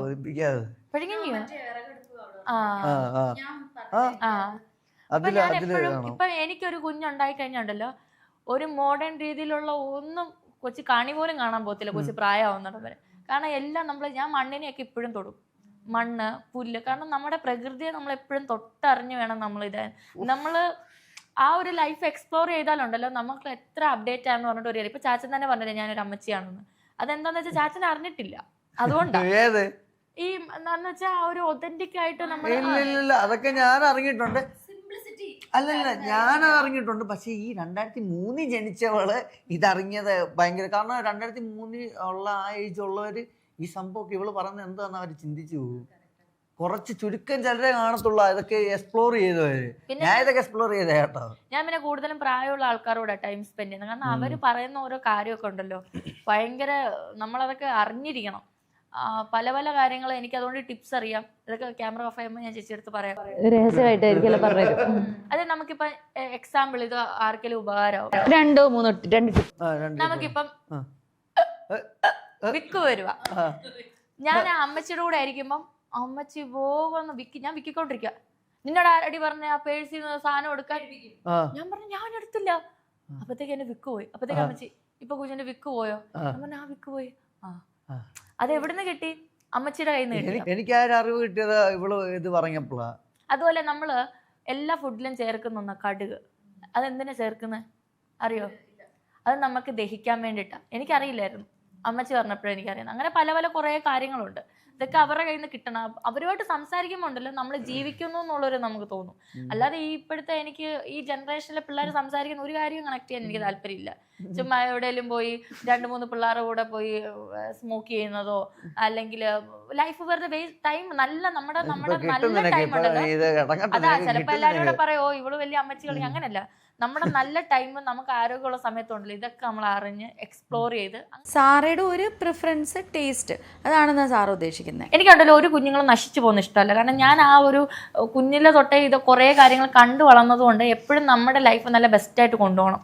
ആരോഗ്യമുള്ള ശരീരം. ഞാൻ ഞങ്ങളുടെ അമ്മച്ചിയും കൊണ്ട് ബിലീവേഴ്സിലെ ഹോസ്പിറ്റലിൽ പോയായിരുന്നേ. അവിടെ ഞാൻ ആൾക്കാരെ ഞാൻ ശ്രദ്ധിക്കുക, എത്ര പൈസ ഉള്ളവരും അവർ സർവൈവ് ചെയ്യുക അവരുടെ ആരോഗ്യത്തിന് വേണ്ടി. കുറേയൊക്കെ അവർ കളഞ്ഞതാ. ഞാൻ ഒരു അങ്കിളുണ്ട്, അങ്കിള് മിലിറ്ററിയില്ല. അങ്കിള് ചിലപ്പോൾ കാണുന്നുണ്ട്. അങ്കിൾ ഒരു വട്ടം എന്നെ കണ്ടപ്പോൾ പറഞ്ഞ വീഡിയോസ് കാണുന്നുണ്ട്. അങ്കിളിന് കൊതി അങ്കിളുടെ ആരോഗ്യമുള്ള ലൈഫ് തിരിച്ചിട്ട്. അങ്കിൾ തന്നെ നശിപ്പിച്ചതാ സ്മോക്കൊക്കെ ചെയ്ത്. അങ്കിള് പറയുന്നത് ഇപ്പം എൻ്റെ ഏക ആഗ്രഹം എന്ന് പറയുന്നത് ഒരു ദിവസമെങ്കിലും ഒരു ഗുളിക പോലും കഴിക്കാതെ സ്വസ്ഥമായിട്ടിരിക്കുക എന്നുള്ള. അപ്പൊ നമ്മുടെ കയ്യിലാണ് എല്ലാം. പകുതി മുക്കാൽ കാര്യങ്ങളും നമ്മുടെ കയ്യിലാണ്. നമ്മളത് എങ്ങനെ യൂട്ടിലൈസ് ചെയ്യുന്നെന്ന് വിചാരിച്ച് അല്ല യൂട്ടിലൈസ് ചെയ്യുന്ന അന്നും പറഞ്ഞ് ഇപ്പൊ ചാൻസ് പ്രതീക്ഷിക്കണ്ട. 1 മാസത്തെ കോട്ട കഴിഞ്ഞു. ഞാൻ പറയാം, നമ്മള് ഇപ്പൊ ഒരുപാട് പേര് സാറയിൽ നിന്ന് ഇൻഫ്ലുവൻസ്ഡ് ആയ പെൺകുട്ടികളുണ്ടാവും, ആജിനിൽ നിന്ന് ഇൻഫ്ലുവൻസ്ഡ് ആയ കുട്ടികളും ഉണ്ടാവും. ഒരു പക്ഷെ അവർക്ക് ഇപ്പം എന്ത് ചെയ്യണം, സാറ ചേച്ചി പോലെ എനിക്ക് എങ്ങനെ ആവാൻ പറ്റും എന്ന് ചിന്തിക്കുന്നുണ്ടെങ്കിൽ എങ്ങനെയായിരിക്കും അവർക്ക് ആ ഒരു ജേർണി ക്യാരി ഫോർവേഡ് ചെയ്യേണ്ടി വരും? സത്യം പറഞ്ഞാൽ നമ്മൾ ആ ഒരു ചിന്ത തന്നെ തെറ്റാ. നമ്മൾ ഒരിക്കലും വേറൊരാളാവണം എന്നുള്ളത് ചിന്തിക്കരുത്. അത് ഭയങ്കര ഇപ്പം ഈ സോഷ്യൽ മീഡിയയിൽ ഇപ്പം എന്നെയും ചാച്ചനും എപ്പോഴും ഹാപ്പി ആയിട്ട് നമ്മളെല്ലാവരും നമ്മുടെ നല്ല ഭാഗം മാത്രമല്ലേ എല്ലാവരും കാണിക്കാൻ ആഗ്രഹിക്കുള്ളൂ. അപ്പം അത് വെച്ചിട്ട് ആൾക്കാർ വിചാരിക്കും ഓ ഈ ചേച്ചിയുടെ ലൈഫ് ഇങ്ങനെയാണ്, അത്രയും ഹാപ്പിയാണ്. അല്ല, എൻ്റെ ലൈഫിൽ ഒരു 21 വയസ്സ് തൊട്ടാണ് സന്തോഷം എന്താണെന്ന് ഞാൻ അറിഞ്ഞിട്ടുള്ളത്. അതുവരെ എൻ്റെ ലൈഫ് എന്ന് പറഞ്ഞാൽ എനിക്ക് ഇപ്പോഴും ഓർക്കാൻ പറ്റാത്ത, ഇപ്പോഴും ഓർത്താൽ കണ്ണ് നിറയുന്നത് തങ്കക്കുടത്തിന് കിട്ടിയതിനു ശേഷം സന്തോഷം. എന്റെ ലൈഫില് കുഞ്ഞിലെ ഒരു കാര്യം പോലും ഓർത്ത കണ്ണ് നിറയാത്തായിട്ടും എനിക്കില്ല. അത്രയും ചേച്ചി ആവുന്ന ആലോചിച്ച് നോക്ക്. കഴിച്ചോണ്ടിരിക്കുന്ന പാത്രത്തിന്റെ നമ്മുടെ കണ്ണീര് വന്ന് വീണിട്ട് പിന്നെ ആ ആഹാരം എടുത്ത് കഴിക്കാൻ, അങ്ങനത്തെ ഒരു അവസ്ഥ എനിക്ക് ഉണ്ടായിട്ടുണ്ട്. ഇത് നമ്മളിപ്പോൾ പറയുമ്പം കേട്ടു പോകുന്നു അല്ലെങ്കിൽ ഞാൻ പറഞ്ഞു പോകുന്നു. പക്ഷേ അങ്ങനത്തെ ഒരു അവസ്ഥ വരുന്നതുണ്ടല്ലോ, അത് ഭയങ്കര നമുക്ക് ചിന്തിക്കാൻ പറ്റില്ല. എനിക്കിപ്പോഴും അതൊക്കെ ഭയങ്കര ട്രോമയാണ്. അപ്പം ഞാൻ ഒരിക്കലും ഒരു കുട്ടികളും എന്നെപ്പോലെ ആവണമെന്ന് ഞാൻ ആഗ്രഹിക്കുന്നത്. പിന്നെ ഹാപ്പിനെസ് അതും നമ്മുടെ കയ്യിലാണ്, നമ്മുടെ സാഹചര്യം പോലിരിക്കും. ഇപ്പം നമുക്ക് പൈസ ഉണ്ടെങ്കിൽ മേ ബി സമാധാനം ഉണ്ടാവില്ല, പൈസ ഇല്ലെങ്കിൽ ചിലപ്പോൾ സമാധാനം ഉണ്ടാവും, അവിടെ ഹാപ്പി ഉണ്ടാവും. അപ്പം അത് സാഹചര്യമാണ്, ഓരോ സാഹചര്യമാണ്. അപ്പോൾ എനിക്ക് ഇതാണ് എന്നെ ഞാൻ എപ്പോഴും എനിക്ക് DM-ലൊക്കെ വരുന്ന പിള്ളേരോട് ഞാൻ പറയും, നിങ്ങൾ എന്ത് കണ്ടിട്ട് എന്നെ ആവണമെന്ന് പറയുന്നത്? എൻ്റെ ലൈഫ് എന്തെങ്കിലും അറിയോ? ഇല്ല. അപ്പം നമ്മളിൽ തന്നെ സന്തോഷം കണ്ടെത്തുക. നമ്മൾ വേറൊരാളാവാനായിട്ട് ഒരിക്കലും ആഗ്രഹിക്കും. ഒരു മോട്ടിവേഷൻ എവിടെ നിന്നായിരിക്കും? ഞാനൊരു റിയൽ ലൈഫ് ജീവിച്ച ഒരാൾ എന്നുള്ള നിലയ്ക്ക് ഇപ്പോൾ സാറ് പറഞ്ഞു ഒരുപാട് ടഫ് ടൈംസിലൂടെ കടന്നു വന്നിട്ട് ആ മോട്ടിവേഷൻ വിട്ടുപോവാതെ നിങ്ങൾ രണ്ടുപേരും വീണ്ടും വീണ്ടും അത് പിടിച്ചു മുന്നോട്ട് പോയത്. ഓഫ് കോഴ്സ് സപ്പോർട്ട് ഉണ്ടായിരുന്നു, അതില്ലെങ്കിൽ പോലും എവിടുന്ന് ഈ സെൽഫ് മോട്ടിവേഷൻ? ഇപ്പം ഞാൻ ചില സമയത്ത് സൈക്കോളജി എഴുതിയിരിക്കുന്ന കാര്യം കുറേ പേര് വന്നിട്ട് ഈ തകർച്ചയുടെ വക്കുന്ന മെസ്സേജ് അയക്കുക. സാറെ സംബന്ധിച്ചിടത്തോളം എവിടുന്ന ഒരു സെൽഫ് മോട്ടിവേഷൻ ഒരു മനുഷ്യൻ ഉണ്ടാക്കിയെടുക്കുന്നത്? ഏറ്റവും ആദ്യത്തെ തുടക്കം എന്ന് പറഞ്ഞാൽ എൻ്റെ അപ്പൻ്റെ അമ്മയുടെ ഈ വേർപാടിൽ ഞങ്ങൾ ബോർഡിങ്ങിൽ പോയി എന്ന് പറഞ്ഞില്ലേ, അത്രയും നാള് അപ്പൻ്റെ അമ്മയുടെ നടുക്ക് കിടന്നിട്ട് വേറെ ഒരു ദിവസം പെട്ടെന്ന് ആരെ അറിയാത്ത ഒരു വലിയ സ്ഥലത്ത്, അവിടെ ഈ ഡബിൾ ടക്കർ ബെഡാ, നമുക്കറിയാത്ത കുറേ പിള്ളേരും 2 സിസ്റ്റർമാരും. ഒന്ന് ആലോചിച്ച് നോക്കണം. ആ രാത്രി ഞാൻ ഉറങ്ങിയിട്ടില്ല. എനിക്ക് തോന്നുന്നു ആ ഒരു 1-2 ആഴ്ചയോളം ഞാൻ ഉറങ്ങിയിട്ടില്ല. ആദ്യമൊക്കെ എനിക്ക് പേടിയാ, കാരണം എനിക്കറിയില്ല, എൻ്റെ പപ്പയില്ല, അമ്മയില്ല, വിളിക്കാൻ കോളില്ല. ആഴ്ചയിൽ ഒരു ദിവസം നമ്മുടെ കയ്യിൽ ഫോൺ തരുന്നത് അമ്മയൊന്ന് വിളിക്കാൻ, അമ്മയുടെ സൗണ്ട് കേൾക്കാൻ. അത്രയും നാളും തുരുതുര 24 മണിക്കൂർ അമ്മയെന്ന് വിളിച്ച് നടന്നിട്ട് വേഗം ഒരു സുപ്രഭാതത്തിൽ അമ്മയില്ല, 3-ാം ക്ലാസ്സിൽ. അപ്പം എൻ്റെ ഏറ്റവും നല്ല ഓർമ്മയുള്ള ടൈം അതൊക്കെ. അപ്പം വേഗം അമ്മയില്ല, ആഴ്ചയിൽ ഒരു ദിവസമാണ് ഞാൻ അമ്മയെന്നുള്ള കാര്യം പറയുന്നത്, അമ്മയുടെ പേര് വിളിക്കുന്നത്. അപ്പം അങ്ങനത്തെ ആ ഒരു സ്ട്രഗിളിൽ കൂടെ വന്നതുകൊണ്ട് എനിക്ക് അതാണ് എപ്പോഴും എൻ്റെ ഞാൻ ഒറ്റയ്ക്ക് നിന്നാണ് വന്നത്. ഞാൻ 3-ാം ക്ലാസ് തൊട്ട് എൻ്റെ 20-21 വയസ്സ് വരെ ഞാൻ ഒറ്റയ്ക്കായിരുന്നു. ചാച്ചൻ വന്നപ്പോൾ ഒരു തുണയെന്ന് പറയാം. ബാക്കി അപ്പനും അമ്മയും സഹോദരങ്ങളൊക്കെ ഉണ്ട്. പക്ഷെ നമുക്ക് മെൻ്റലി നമ്മളെ ഒന്ന് കേൾക്കാനോ അല്ലെങ്കിൽ ഞങ്ങളുടെ ഫീലിങ്സ് അറിയാനോ, എൻ്റെ ഫീലിങ്സ് അറിയാൻ ഇതുവരെ ആരും റെഡി ആയിട്ടില്ല.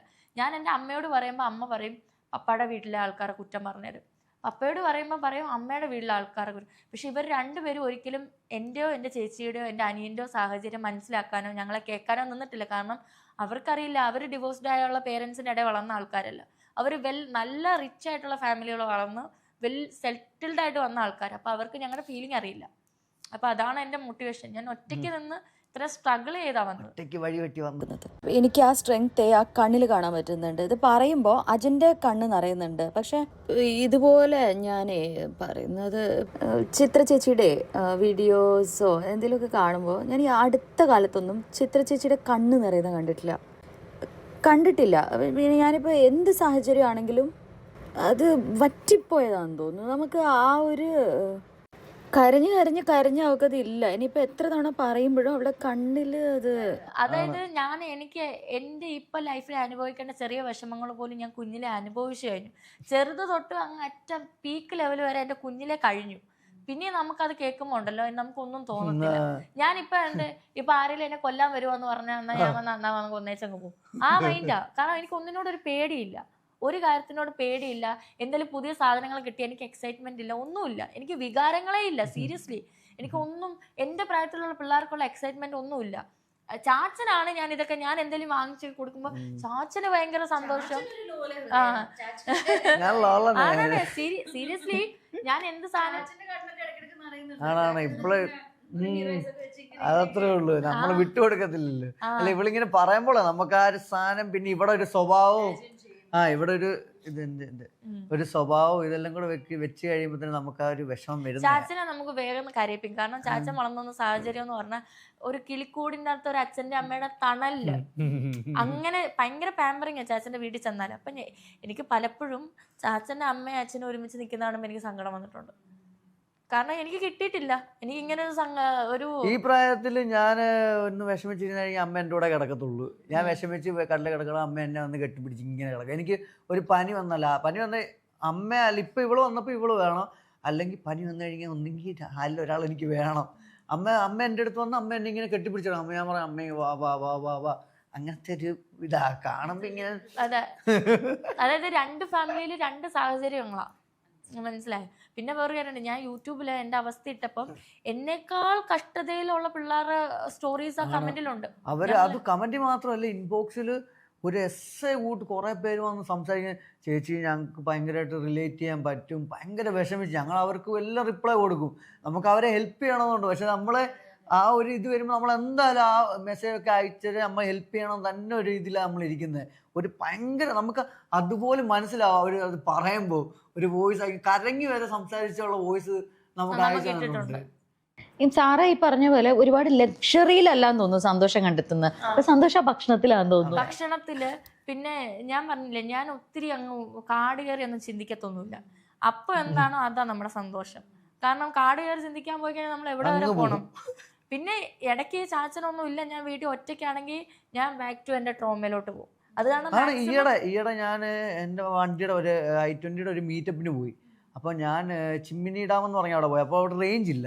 അപ്പം എന്നെ വിളിച്ച് കിട്ടാഞ്ഞിട്ട് അപ്പം എനിക്ക് മനസ്സിലായി ഇവളെ എണ്ണിച്ചില്ലെന്ന് മനസ്സിലായി. ഞാൻ അവിടെ നിന്ന് ഇറങ്ങി റേഞ്ച് കിട്ടിയപ്പോൾ തന്നെ ഞാൻ ഇവളെ വിളിച്ചു. അപ്പം തന്നെ കരച്ചില്ല, എവിടെ ടെൻഷനായി. എന്നിട്ട് എൻ്റെ ഫ്രണ്ട്സിനെ ഈ ഓൺലൈൻ ഇതിലുള്ള അവരുടെ ഇൻസ്റ്റാ എന്തോ കണ്ടുപിടിച്ച് നമ്പർ കണ്ടുപിടിച്ച് അവരെ വിളിച്ച് ചോദിച്ചു എവിടാന്ന്.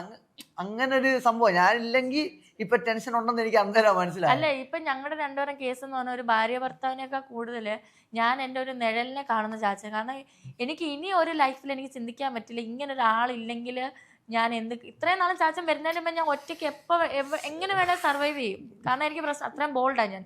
പക്ഷെ ചാച്ചനില്ലാതെ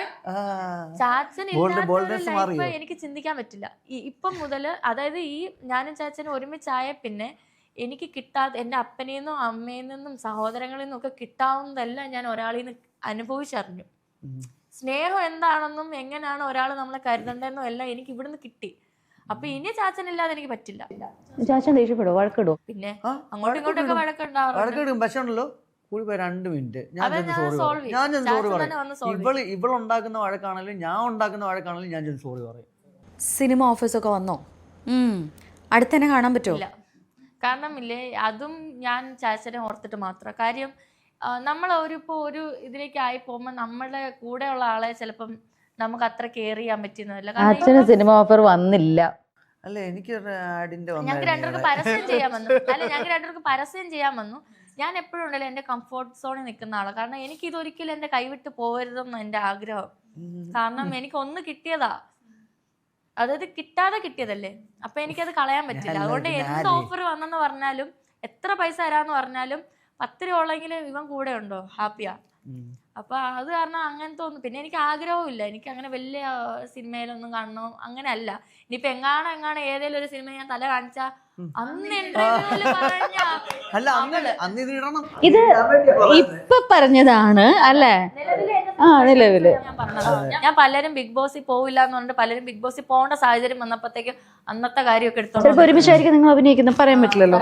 എനിക്ക് ഒന്ന് സംഭവിക്കും. ഞങ്ങളുടെ ഇതില് ഞാൻ ഒരു സർക്കിൾ ഉണ്ടാക്കിയിട്ടുണ്ട്. അതില് ഞാനും ചാച്ചനും ഞങ്ങളുടെ കുറച്ച് കാര്യങ്ങളുമായിട്ട് ഇങ്ങനെ. നിങ്ങൾ യാത്രകൾ പോവാറുണ്ടോ? ഇഷ്ടമാണോ രണ്ടാക്കും? ഞാൻ വാളുമണ്ടിയാണ്. വൊമിറ്റ് ചെയ്യും. അല്ല, സ്കൂട്ടറിലാണ് നമ്മള് ഇത്ര നടപ്പ്. ഇനിയിപ്പോ നമ്മൾ തുടങ്ങാൻ പോവാ. ഞങ്ങള് സത്യം പറഞ്ഞാ എങ്ങ് പോവാനൊരു അവസരം പോലും ഞങ്ങൾക്ക്. ചേച്ചി പൈസ ഇല്ല, 10ന്റെ പൈസ ഒരു 10 രൂപ കൂടുതൽ വന്നാൽ ഞാൻ ചിന്തിക്കുന്നത് എന്താണെന്ന് അറിയാം, ചാച്ച എങ്ങാണം നമുക്ക് ഈ കറണ്ട് ബില്ലും വാട്ടർ ബില്ലും ഒക്കെ കൊടുത്തിട്ട് ബാലൻസ് ഒരു 10 രൂപ കിട്ടിയാൽ എങ്ങാണം നമുക്ക് എപ്പോഴെങ്കിലും വെളിയിൽ പോകുമ്പോൾ ഒരു നേരത്തെ എന്തെങ്കിലും ഒരു ചായയോ ഒരു സ്നാക്സോ എന്തെങ്കിലും വാങ്ങിച്ച് കഴിക്കാം. അതാ നമ്മളിപ്പോൾ എവിടെയെല്ലാം ട്രാവൽ ചെയ്യണമെങ്കിൽ നമ്മുടെ കയ്യിൽ ഒരു 100 രൂപ എടുക്കണമല്ലോ. ഈ 100 രൂപ എടുക്കണമെങ്കിൽ നമുക്ക് ജോലി ചെയ്യണം. ജോലിയിൽ ഒരു ദിവസം ഡേ ഓഫ് എടുത്തു കഴിഞ്ഞാൽ അടുത്ത ദിവസം നമ്മളെ കണ്ടില്ല, അപ്പോഴേ കട്ടാ സാലറി. എവിടുന്ന് വേറെ ഇൻകം വരുന്നില്ല. വീട്ടുകാരെയും ഞാനും ചാച്ചനും ഇന്ന് വരെ 1 രൂപ ഞാനും ചാച്ചനും ലിവിങ്ങിലായിട്ട് വാങ്ങിച്ചിട്ടില്ല, കല്യാണം കഴിഞ്ഞിട്ട് വാങ്ങിച്ചിട്ടില്ല. എന്തായാലും അങ്ങോട്ട് എന്റെ ഡിസിഷൻ ആയിരുന്നു അത്. കാരണം എന്റെയും ചാച്ചന്റെയും സന്തോഷത്തിന് വേണ്ടി വീട്ടുകാരെ ബുദ്ധിമുട്ടിക്കില്ല ഞങ്ങൾ. എന്റെ കല്യാണം അങ്ങനെ തന്നെയായിരുന്നു. ഞാൻ ചാച്ചന്റെ അടുത്ത് പറഞ്ഞു ഈ ഒരു കല്യാണം കാരണം അവർക്കൊരു ബാധ വരാൻ പാടില്ല. അപ്പൊ അങ്ങനത്തെ കുറച്ച് ഭയങ്കര മെസ്സേജാ. ഞങ്ങളും ഇടയ്ക്ക് ഇതുപോലെ ഒരു മെസ്സേജ് പറഞ്ഞപ്പോൾ ഇതുപോലെ ലോൺ എടുത്ത് കല്യാണം നടത്തേണ്ടി വരുന്ന അവസ്ഥകൾ പറഞ്ഞിരുന്നു. അത് ശരിക്കൊരു മെസ്സേജാണ് നിങ്ങൾ പറഞ്ഞിരിക്കുന്നത്. വീട്ടുകാർ അറിഞ്ഞിരിക്കേണ്ട കാര്യം. കാരണം ഇത് കഴിയുമ്പോൾ വീട്ടുകാരില്ല. നമ്മൾ രണ്ടുപേരും കല്യാണം കഴിക്കുന്ന പെണ്ണും ആണുമായിട്ടൊരു സമയം വരും. ആ സമയത്ത് അവരനുഭവിക്കുന്നുണ്ട്. വീട്ടുകാർക്ക് പറഞ്ഞാൽ മനസ്സിലാവത്തില്ല. അവരനുഭവിക്കുന്ന ആ സാധനം ഞങ്ങൾ. കാരണം ഞങ്ങൾ നാളെടുത്തു നിങ്ങൾ ഇതിൽ നിന്നൊന്ന് ഈ ഒരു ഫേസ് തീരാനായിട്ട്? ഒരു 2 മാസം. ഞങ്ങൾ 2 മാസം എന്ന് പറയുമ്പോൾ എല്ലാരും ചിന്തിക്കും 2 മാസം അല്ലേ ഒന്നും. പക്ഷെ ഈ 60 ദിവസം നമുക്ക് സമാധാനം ഇല്ലെന്ന് ഓർത്തോണം. അതിൽ എന്റെ അമ്മയുടെ ചേച്ചി എന്നെ ഹെൽപ്പ് ചെയ്യും. ഞാൻ വല്യമ്മയെന്നാണ് വിളിക്കുന്നത്. എന്റെ അമ്മയുടെ ചേച്ചി എന്നെ ഹെൽപ്പ് ചെയ്ത്. ഞങ്ങൾ അന്ന് കരങ്ങെന്ന് പറഞ്ഞ ദിവസം ലോക്ക്ഡൌണിന്റെ അവിടെ നിന്ന് അന്ന് കരങ്ങേണ്ടിരുന്ന സമയത്ത് ചേച്ചിയും എന്റെ ചേച്ചി അച്ഛനും ഞങ്ങൾക്ക് എമൗണ്ട് മാറ്റി വെച്ചിട്ടുണ്ടായിരുന്നു. ആ എമൗണ്ട് അപ്പൊ ഞങ്ങൾ പറഞ്ഞു എന്നാ അത് നമുക്ക് ആ ട്രാവൽ വേണ്ട, ആ എമൗണ്ട്. കാരണം ആരെങ്കിലും ആഗ്രഹിക്കാതിരിക്കുമോ ട്രാവലിന്? നമ്മൾ ആ എമൗണ്ട് മതി. പിന്നെ അമ്മയുടെ ചേച്ചിയും പൈസ അങ്ങനെയാണ് ഞങ്ങൾ അത് സോർട്ട് ഔട്ട് ചെയ്തത്. കുറച്ച് കാര്യങ്ങൾ കുറച്ച് തന്നാലും കുറച്ചേ ഉള്ളൂ. പിന്നെ 2 മാസം ഈ കടങ്ങൾ തീർക്കാതെ പറ്റില്ല. കാരണം ആൾക്കാർ വിളിച്ച് നമ്മളെ കൊല്ലും. അവരെ കുറ്റം പറയാൻ പറ്റില്ല. നമ്മൾ അവരെ നിന്ന് തിരിച്ചു കൊടുക്കാമെന്നുള്ള കരാറിൽ വാങ്ങിച്ച പൈസകളാണ്. അപ്പോൾ ഒബ്വിയസ്ലി നമുക്കത് തിരിച്ചു കൊടുക്കാനുള്ള ഇതുണ്ട്. അപ്പോൾ അങ്ങനെ അതായിരുന്നു ആ ഒരു പീരീഡ്. ഇനി എനിക്കൊക്കെ ഭൂട്ടാന് അങ്ങനൊക്കെ കാറിൽ ഇങ്ങനെ ട്രാവൽ ബ്ലോഗ് തുടങ്ങണം എന്നുള്ള ആഗ്രഹമുണ്ട്. അതിനുവേണ്ടി ഞങ്ങളൊരു കുറേ സാധനങ്ങൾ ഇങ്ങനെ ചെയ്തുകൊണ്ട് ഇങ്ങനെ ഇരിക്കും. അപ്പൊ ഇനി ഒത്തിരി ട്രാവൽ വ്ലോഗ്സ് ഞങ്ങൾക്ക് സാറുടെ അജണ്ടയും കാണാൻ പറ്റും. എനിക്ക് എന്തായാലും ഒറ്റ കാര്യമല്ലോ, കേരളം വിട്ടുപോയ ആഹാരത്തിന്റെ കാര്യത്തിൽ ടെൻഷൻ. അത് കുഴപ്പമില്ല, നമുക്ക് മറ്റേ ഇത് എടുക്കാം, മറ്റേ ഇഞ്ചക്ഷൻ കുക്കറോ അല്ലെങ്കിൽ അങ്ങനത്തെ അവിടെ സാധനം. ഞാൻ പട്ടിപ്പണി ചെയ്യണോ? ഞാൻ കഴിഞ്ഞ ദിവസം ഒരു കാരവൻ ഒക്കെ കണ്ടു. അത് ഒരുപാട് പേരുടെ ഞാൻ കാണാറുണ്ട് കേട്ടോ. അതില് ഒരു ഭാര്യയും ഭർത്താവും ഒരു വയസ്സായവരാ. അവര് റിട്ടയർമെന്റ് എല്ലാം കഴിഞ്ഞിട്ട് ഒരു കാരവൻ സെറ്റാക്കി അവര് പോവാ. പിന്നെ അച്ഛനും അമ്മയും കുഞ്ഞും കൂടി കാറിന്റെ ബാക്കിൽ എന്തോ കാർ ഏതാ ഞാൻ ഓർക്കുന്നില്ല, ബാക്കിൽ ഇവർ സെറ്റ് ചെയ്തിട്ട് കുട്ടിക്കും അമ്മയ്ക്കും ഒക്കെ കിടക്കാം. ആ രീതിയിൽ സെറ്റാക്കി ഇവർ ഇതുപോലെ തന്നെ പോവാ. അങ്ങനെ ഒരുപാട് പേരുണ്ട്. മനസ്സിലായി. ഞാൻ പറഞ്ഞായിരുന്നു ബെഡൊക്കെ സെറ്റ് എനിക്ക് ചെയ്ത്. ചാച്ചന്റെ മനസ്സില് ചാച്ചൻ ഇപ്പൊ ചിന്തിക്കുന്നുണ്ടല്ലോ, കാരണം ചാച്ചൻ അത് ചിന്തിക്കാൻ ആ രീതി വന്നു. എന്റെ മനസ്സിൽ സ്വന്തമായിട്ട് ഞങ്ങൾക്ക് ഇനി ഒരു വീട് വേണമെന്ന് വലിയ ആഗ്രഹം. കാരണം അതുകൊണ്ടാണ് ഞങ്ങൾ ഒരു ബേബി പ്ലാനിങ് നടത്താത്ത. ചാച്ചന് ഇപ്പൊ 29 വയസ്സായിട്ട് ഞാൻ അതിനോട്ട് പോവാത്തത്. വയസ്സെന്തിനാണ് ഈ ഹൈലൈറ്റ് ചെയ്യുന്നത്? വയസ്സ് ഹൈലൈറ്റ് ചെയ്യുന്നത് എന്തിനാണ്? ഞാനത് ഇങ്ങനെ അടിയിൽ എഴുതി കാണിക്കാം 29. ഹൈലൈറ്റ് നെറ്റിയിൽ വേണമെങ്കിലും വെച്ച കുഴപ്പമില്ല. അല്ല ഹൈലൈറ്റ് ആയിട്ട് കാര്യമില്ലടി. ആരും പറയോ 29 വയസ്സുണ്ടെന്നോ? പറയോ പീഡിപ്പിക്കുക നമ്മളെ, പറയാൻ പറ്റില്ലല്ലോ. അല്ല, അപ്പൊ എന്റെ വലിയ ആഗ്രഹം നമുക്ക് കയറി കിടക്കാൻ ഒരു ഇടം വേണമെന്നുള്ളത്. നമ്മള് സ്വന്തമായിട്ട് എത്ര റെന്റാന്ന് പറഞ്ഞാൽ ഇന്നിപ്പോ അവര് പറയും ഇന്ന് ഇവിടെ നിന്ന് ഇറങ്ങണം എന്ന് പറഞ്ഞാൽ നമ്മൾ ഒബ്വിയസ്ലി അവിടെ നിന്ന് ഇറങ്ങണം ഇല്ലേ? അപ്പൊ എനിക്കൊരു കുഞ്ഞുണ്ടാകുമ്പോൾ എനിക്കുണ്ടായ ഒരു ട്രോമയോ അല്ലെങ്കിൽ എനിക്കുണ്ടായ ഒരു പ്രശ്നങ്ങളോ ആ കുഞ്ഞിന് വരാൻ പാടില്ല. എന്നെക്കൊണ്ട് പറ്റുന്ന രീതിയിൽ എത്ര നന്നായിട്ട് കെയർ ചെയ്യാമോ അത്രയും കെയറിൽ ആ കുഞ്ഞിനെ വളർത്തണമെന്ന് എനിക്ക് ആഗ്രഹം. പക്ഷെ വേറെ കാര്യമുണ്ട്, ഇപ്പൊ നമ്മളിങ്ങനെ ഞങ്ങൾ മനസ്സിൽ ആഗ്രഹിച്ച രീതിയിൽ ഇപ്പൊ ഞങ്ങള് ജീവിച്ചോണ്ടിരിക്കുന്നത് ഞങ്ങൾ ഇങ്ങനെ ആഗ്രഹിച്ച ഏത് രീതിയിലാണോ ആ രീതിയിലാണ്. അന്ന് ഞാൻ കരഞ്ഞതിനൊക്കെ ഞാനിങ്ങനെ ആലോചിക്കുമ്പോൾ ഞാൻ ക്രിസ്ത്യനാണല്ലോ, അപ്പൊ ഞാനിങ്ങനെ യേശുപ്പച്ച എന്നാ ഇങ്ങനെ എന്നൊക്കെ പറഞ്ഞ കരഞ്ഞ് ഞാൻ ഒറ്റയ്ക്ക് ഒരു മൂലയിലൊക്കെ ഇരുട്ടത്തൊക്കെ ഇരുന്ന് കരഞ്ഞിട്ടുണ്ട്. എനിക്ക് എൻ്റെ അമ്മയെ ഒന്ന് കാണിക്കാവോ, എൻ്റെ പപ്പായെ ഒന്ന് കാണിക്കാവോ, എൻ്റെ ബ്രദർ എനിക്കത് ഇപ്പോഴും പറയുമ്പോൾ അവനെ ഇല്ല ഒരു ഏജ് കഴിഞ്ഞിട്ടാണ് പിന്നെ ഞാൻ കാണുന്നത്. ഒരു 5ാം ക്ലാസ്സിൽ, അതായത് ഞാൻ അവനെ 3 വയസ്സിൽ കണ്ടിട്ട് പിന്നെ ഞാൻ അവനെ കാണുന്ന അവൻ 5ാം ക്ലാസ് പഠിക്കുമ്പോഴാണ്. അപ്പം അവൻ എത്ര വളർന്നു, അവൻ്റെ മുഖം എങ്ങനെ ഇരിക്കുന്നത്, അവന് എന്താ ഒന്നും അറിയില്ല, എൻ്റെ അമ്മ എങ്ങനെ ഇരിക്കുന്നതെന്ന് അറിയില്ല, പപ്പ എങ്ങനെ ഇരിക്കുന്നത് അറിയില്ല. അപ്പം ഞാനിങ്ങനെ കരയും, ഓരോ കാര്യത്തിന് ഇങ്ങനെ കരഞ്ഞ് എനിക്ക് ഇനി ഞാൻ എന്താ ഇങ്ങനെ അനുഭവിക്കുന്നത് എല്ലാ പിള്ളേർക്കും. അപ്പം ഇങ്ങനെയൊക്കെ ആയ ഒരു ലൈഫ് വന്നതുകൊണ്ട് ഇപ്പം ദൈവം അനുവദിച്ച് ഞാൻ എന്തൊക്കെ ആഗ്രഹിക്കുന്നുണ്ടോ അതൊക്കെ എനിക്ക് കിട്ടുന്നുണ്ട്. ഇപ്പം നിങ്ങളെ കാണാൻ പറ്റി. ഞാൻ ശരിക്കും ചേച്ചിനെ സിനിമയിലേ കണ്ടിട്ടുള്ളൂ. ചേട്ടൻ്റെ ആണെങ്കിലും ഞങ്ങൾ അവിടെ വില്ല വന്നപ്പോഴാണ് അറിഞ്ഞത് ചേട്ടൻ്റെ പ്രോപ്പർട്ടിയാണ് എന്നുള്ളതൊക്കെ. അങ്ങനെ നിങ്ങളെപ്പോലെയുള്ള കുറച്ച് ആൾക്കാരെ ഇടപെടാൻ പറ്റും. ഞാൻ ലൈഫിൽ പോലും ചിന്തിക്കുന്ന കാര്യങ്ങളല്ല ഇതൊന്നും. ഞാൻ ചിന്തിക്കാതെ ഇതൊക്കെ എൻ്റെ അടുത്ത് വന്നുകൊണ്ടേ ഇരിക്കുക. അപ്പം ഞാൻ ആഗ്രഹിക്കുന്ന അത് ഞാൻ പിന്നെ ഒരു കാര്യം ചിന്തിക്കുന്നത്, ഞാൻ ഒരാളെയും വിഷമിപ്പിച്ചിട്ടില്ല, മറ്റൊരാൾ മോശമായി പോകണമെന്ന് ഞാൻ ചിന്തിച്ചിട്ടില്ല, മറ്റൊരാളുടെ നല്ലത് കണ്ടാൽ നല്ലത് പറയും. അപ്പോൾ അതൊക്കെ കൊണ്ടായിരിക്കണം ദൈവം എന്നെ ഇപ്പം ഞാൻ ആഗ്രഹിക്കുന്ന രീതിയിൽ, ഇന്നിപ്പം ഞാനൊരു കാര്യം ഇന്ന് ആഗ്രഹിച്ച നാളെ അതെൻ്റെ കയ്യിലുണ്ട്. ആ രീതിയിലാണ് ഇപ്പം ഞങ്ങളുടെ കാര്യങ്ങൾ നടന്നു പോകുന്നത്. എനിക്കറിയില്ല, ടച്ച് വുഡ് അങ്ങനെ തന്നെ ഇരിക്കട്ടെ. അത് കാരണം ഇപ്പം ഞങ്ങളിപ്പോൾ ഈ വണ്ടിയിൽ ഇങ്ങനെ വരുമ്പോഴും ഞാൻ ഇപ്പോഴും ആലോചിക്കും, ദൈവമേ ഞാൻ അന്ന് മനസ്സിൽ കണ്ടത് ഇന്ന് നീ ഇപ്പം എനിക്ക്. എൻ്റെ അടുത്ത് ഒരു ദിവസം വിളിച്ചപ്പോൾ സാറ് പറഞ്ഞു, ചേച്ചി ഭയങ്കര ആഗ്രഹമായിരുന്നു അജിന് വണ്ടി. എനിക്ക് ഭയങ്കര സന്തോഷമുണ്ട് അജിൻ ആ വണ്ടിയിൽ പോകുമ്പോൾ, ഭയങ്കര സന്തോഷത്തിലാണ്. കാരണം ചാച്ചനാണെങ്കിലും ഉണ്ടല്ലോ, ഒത്തിരി ആൾക്കാരൊക്കെ നമ്മളിപ്പോൾ ഈ സ്കൂട്ടറിലൊക്കെ പോകുമ്പോഴേ ഈ കാറിലുള്ള ആൾക്കാരൊക്കെ തെറി പറയും, അങ്ങനെ പോടാ ഇങ്ങനെ പോടാ, പിന്നെ വെള്ളം തെറിപ്പിച്ച്. അപ്പോഴൊക്കെ ചാച്ചൻ ആരോടും ഒന്നും ചാച്ചൻ അങ്ങനെ ആരോടും ഒന്നും പറയുന്ന ക്യാരക്ടറല്ല. ഇപ്പോൾ ഒരാൾ വന്ന് തലക്കിട്ട് ഒരു കൊട്ട് കൊടുത്താലും ചാച്ചൻ അത് കൊണ്ടുകൊണ്ടിരിക്കുക, അങ്ങനത്തെ ഒരു ക്യാരക്ടറാണ്. അപ്പം ഞാൻ അങ്ങനെ ചിന്തിക്കും, ദൈവമേ ഇപ്പോൾ ഒരു സ്കൂട്ടർ ഉള്ളത് കൊണ്ടല്ലേ ഇങ്ങനെ എന്നുള്ള രീതിയിൽ. അപ്പം എൻ്റെ വലിയ ആഗ്രഹമായിരുന്നു എനിക്ക് എന്തെങ്കിലും ആവുന്ന കാലത്ത് ചാച്ചനെ ചെയ്യാൻ പറ്റുന്നൊക്കെ ചെയ്തു കൊടുക്കാൻ പറ്റുന്നൊക്കെ ചെയ്തു കൊടുക്കും. പിന്നെ ഞാനും കുറെ പേരോടൊക്കെ ഓരോ സമയം നമ്മുടെ ഫ്രണ്ട്സിനോടൊക്കെ നമ്മൾ വണ്ടി ചോദിച്ചിട്ടുണ്ട്, തന്നിട്ടുമില്ല. ഇതായിരുന്നു അപ്പൊ ഒരു ആഗ്രഹം ഉണ്ടായിരുന്നു മനസ്സിൽ. ഇതിന് ശേഷം എനിക്ക് അറിഞ്ഞൂടാ ഈ ചോദ്യം കറക്റ്റ് ആണോ എന്നറിയില്ല, ഇതിന് ശേഷം ഈ പറഞ്ഞ ചുറ്റിനുമുള്ള ആളുകളുടെ നമ്മളോടുള്ള അപ്രോച്ചോ സമീപനമോ ഒക്കെ മാറിയിട്ടുണ്ടോ? അതായത് നല്ല രീതിയിൽ മാറിയിട്ടുണ്ട്. ശരിക്കും ചാച്ചന് ഒരു വിലയും കൊടുക്കാത്ത ഫ്രണ്ട്സ് ഒക്കെ ഉണ്ടല്ലോ, ഇപ്പൊ ചാച്ചനെ ഭയങ്കര ഇതാണെന്ന്. പക്ഷെ ഞാൻ പറഞ്ഞിട്ടുണ്ട്, നമ്മൾ ഉയർച്ചയിലാണെങ്കിൽ താഴ്ചയിലാണെങ്കിൽ നമുക്കറിയാമല്ലോ രീതിയിൽ നിന്ന്. കാരണം എൻ്റെ ഈ ആക്സിഡന്റ് ആയി കഴിഞ്ഞപ്പോഴാണ് എനിക്കത് ഏറ്റവും കൂടുതൽ റിയലൈസ് ചെയ്യുക. അതുവരെ എനിക്ക് കുറേ പേരെൻ്റെ ചുറ്റിനുള്ള കുറേ പേരുണ്ടായിരുന്നു. ഇവളോട് വരെ കള്ളം പറഞ്ഞിട്ട് ഞാൻ പോയിട്ടുണ്ട്. പക്ഷേ ഈ ആക്സിഡന്റ് ആയ സമയത്ത് ഒരുത്തരുമില്ലായിരുന്നു. വീട്ടുകാരും നമ്മുടെ ചുരുക്കം അതുപോലുള്ള ഫ്രണ്ട്സും, ഞാൻ വിചാരിക്കാത്ത ഫ്രണ്ട്സും അല്ലാതെ ഒരു മനുഷ്യരില്ലായിരുന്നു. ഞാൻ ഭയങ്കര ഫ്രണ്ട്സായിട്ട് കണ്ട ആരുമില്ലായിരുന്നു ആ സമയത്ത്. പിന്നെ നമ്മൾ ഇൻഫ്ലുവൻസേഴ്സ് ആയത് ഇപ്പൊ ഇങ്ങനെ ആയപ്പോഴത്തേക്കും അവരുടെ എന്തെങ്കിലും കാര്യം നമ്മളോട് വീഡിയോ ഇടാൻ പറയും. അതുവരെ നമ്മളെ അന്വേഷിക്കാത്ത ആൾക്കാരാ ഡയറക്റ്റ് വന്നിട്ട് പറയുക ഈ വീഡിയോ കൊളാബ് ചെയ്തേക്കണം, എടുത്തടിച്ച പോലെ പറ്റില്ല. എൻ്റെ അടുത്ത് ഒരു ബന്ധമില്ല. എൻ്റെ വീടിൻ്റെ അവിടെ ഉള്ള അടുത്തിന് ഞാൻ അടുത്ത മാസം ഞാൻ നാട്ടിൽ വരുന്നുണ്ട് കേട്ടോ, നമുക്ക് ഫുഡൊക്കെ കഴിയുമ്പോൾ ഞാനപ്പോൾ അവൻ്റെ അടുത്ത് ചോദിച്ചു. അപ്പം ഞാൻ എന്ന് പറഞ്ഞൊരു ഇതിട്ടപ്പോഴത്തേന് അതെന്താ അങ്ങനെ ഞാൻ പറയും, നീ കുറേ നാളായിട്ട് നാട്ടിൽ വരുന്നുണ്ട്, എന്നെ വിളിച്ചിട്ടില്ല, നമ്മളിതുവരെ കഴിക്കാൻ പോയിട്ടില്ല, നമ്മൾ തമ്മിൽ അത്ര വലിയ ഡീപ്പായിട്ടുള്ള ഫ്രണ്ട്ഷിപ്പ് ഇല്ല, പിന്നെന്താ നീ എന്നെ വിളിക്കുന്നതെന്ന് ചോദിച്ചു. അപ്പോൾ അത് ശരിയാണല്ലോ. അവിടെ സ്റ്റോപ്പായി ആ ചാറ്റ് അവിടെ സ്റ്റോപ്പായി. മനസ്സിലായി? അങ്ങനത്തെ ആൾക്കാരെ എനിക്ക് വേണ്ട. എനിക്ക് എൻ്റെ കുറച്ച് ആൾക്കാരുണ്ട് ഇപ്പോഴും എന്നെ സ്നേഹിക്കുന്ന കുറച്ച്, അവർ മതി. അല്ലാതെ ആരും വേണ്ട എനിക്ക്, പുതിയതായിട്ടുള്ള ഒരു മനുഷ്യനും വേണ്ട. അതുപോലെ എന്നെ കളിയാക്കിയവർ, അതുപോലെ നീ രക്ഷപ്പെടത്തില്ല എന്ന് പറഞ്ഞാൽ പ്രായവരുണ്ട്, നീ ഒരിക്കലും രക്ഷപ്പെടത്തില്ല എന്ന് പറഞ്ഞ് പ്രായവരുണ്ട്. അവരുടെ അടുത്ത് ഞാനിപ്പോൾ ഇങ്ങനെ നിൽക്കുന്നത് അല്ല, ഇത് വലിയ ഇതൊന്നും ആയിട്ടില്ല. പക്ഷെ എന്ന് പറഞ്ഞാൽ എനിക്കിപ്പോൾ എൻ്റെ ആയിട്ടൊരു ഒരു സാധനം എനിക്ക് കിട്ടിയിട്ടുണ്ട്. അത് ഇവളെനിക്ക് ഉണ്ടാക്കി തന്നതല്ല, വേറെ ആരും ഉണ്ടാക്കി തന്നതല്ല. ആ ഒരു സാധനം എനിക്കിപ്പോൾ അതില നിങ്ങളുടെ ആ ഒരു കമ്പാനിയൻഷിപ്പിൽ നിന്ന് വരുന്ന ഒരു സംഭവം കൂടിയാണ്.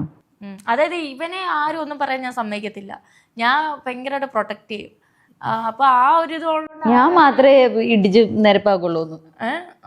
ചാച്ചൻ ആരും ഒന്നും ചെയ്യത്തില്ല, ഞാൻ മാത്രമേ ചെയ്യുള്ളൂ. ഞാനൊരു തൻ്റെടി മറിയേ. ഞങ്ങളുടെ നാട്ടിൽ ചെല്ലുമ്പോഴേ പറയും, ഞാൻ എൻ്റെ അപ്പന്റെ മറ്റേ പാഷൻ പ്രോയും യൂണിക്കോണും ഒക്കെ ഉണ്ട്. അപ്പൻ നിക്കറിടുമല്ലോ, ഞാൻ വീട്ടിൽ ചെന്നാലും നിക്കറൊക്കെ ഇട്ടോട്ടാ പോകുന്നത്. ഞാൻ ആരെയും മൈൻഡ് ഒന്നും ചെയ്യത്തില്ല. അപ്പൊ ഈ ബൈക്കൊക്കെ എടുത്തോണ്ട് പപ്പ ചിലപ്പോൾ എൻ്റെ ഒരു സാധനമൊക്കെ വാങ്ങിച്ചോണ്ട് വരാൻ പറയും. ബൈക്ക് എടുത്തോണ്ട് പോകുമ്പോഴത്തേക്ക് അപ്പച്ചന്മാർ വേണ്ട മരം കയറി വന്നിട്ടുണ്ട്, വലിയ പ്രശ്നക്കാരിയാ, വലിയ പ്രശ്നം, ഇവിടെ തൊടുന്നവേ മുടിയും ആ രീതി എന്നൊക്കെ പറഞ്ഞ ഒരു ഭയങ്കര ഇതാ. എന്നെ പേടിച്ച ഒരു ആന്റി ഞങ്ങൾ മാവിന് വല ഇട്ടിട്ടുണ്ട്. അവരുടെ മതില് ഇപ്പോഴോ നേരത്തെയോ? ഇപ്പൊ ആരും വല ഇട്ടിട്ടില്ല. എനിക്ക് സാറയുടെ ഒരു ചെറിയ പാട്ട് കേൾക്കണം. എന്റെ ദൈവമേ, ഞാൻ പാടത്തില്ല. അജൻ പറഞ്ഞു സാറ ചെറുപ്പ് ഇഷ്ടമുള്ളൊരു പാട്ട്, ഏതെങ്കിലും ഒരു പാട്ട്. ഞാൻ നിന്നോട് എന്ത് തെറ്റാണ് ചെയ്യുന്നത്? അജൻ വേണമെങ്കിൽ കോറസ് കൊടുത്തു. അജൻ പാടുവോ? അജൻ ഇത് റെഡി ആയിട്ടിരിക്കുന്നു. രണ്ടാളും കൂടെ പാട്, ഒരു രസമല്ലേ? നീ പാട് ചേച്ചി. എന്റെ അടുത്ത് എന്തെങ്കിലും ഡാൻസ് കളിക്കാൻ ഡാൻസ് കളി ചേച്ചി. അല്ല, അത് പറ്റത്തില്ലാത്തോണ്ടാണ് ഞാൻ ഇപ്പൊ പറഞ്ഞത്. അല്ല, എന്തെങ്കിലും ഹൈ ജമ്പ് വെച്ചാൽ എനിക്കറിയാം സാറ ഹൈ ജമ്പിലൊക്കെ പാർട്ടിസിപ്പേറ്റ് ചെയ്യാറുണ്ട്. എന്നും പറഞ്ഞ ചേച്ചി ഇപ്പൊ എന്നെ കൊണ്ട് ചാടിക്കാൻ നിക്കില്ലേ? ആൾക്കാർ അല്ലേ, വളരെ ആക്റ്റീവ് അല്ലേ? ഞാൻ പണ്ട് ബാഡ്മിന്റൺ കളിക്കുമായിരുന്നു, റിലേ ഓടുമായിരുന്നു, 100 മീറ്റർ. അല്ല ചേച്ചി, നമ്മൾ ആ വിഷയത്തിൽ നിന്ന് ഇങ്ങോട്ടൊന്ന് ഡൈവേർട്ട് ചെയ്യും. ചേച്ചി ഒന്ന് ഞാൻ പാടാം ഒരു പാട്ട്. ഞാൻ പാടത്തില്ല ചേച്ചി, അതുകൊണ്ട് എനിക്ക് ഒന്നിനും ഒരു നാണവും മനയില്ലാത്ത കൊച്ചാ. പക്ഷെ എനിക്ക് അറിയത്തില്ല, അറിയാത്ത കാര്യം ചെയ്യുന്നു. ഞാൻ വീട്ടിലൊക്കെ ബാത്റൂമിലൊക്കെ പാടി സീനാക്കിയിട്ടുള്ള. ഒന്നുകൂടെ നിർബന്ധിച്ച അല്ല ചേച്ചി, ഞാൻ പാടത്തില്ല. എന്റെ സൗണ്ടില് ഏതാ പാട്ട് നിങ്ങളുടെ ആവശ്യം? നിങ്ങൾ എന്റെ കയ്യിൽ നിന്ന് വാങ്ങിച്ചതാ.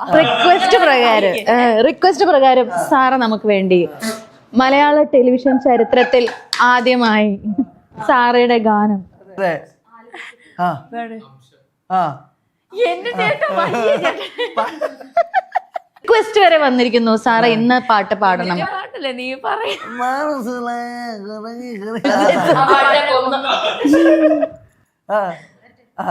ചേച്ചി ആ പാട്ടിന് വേറെ ഏതെങ്കിലും പാട്ട് പാടിയാലും മതി.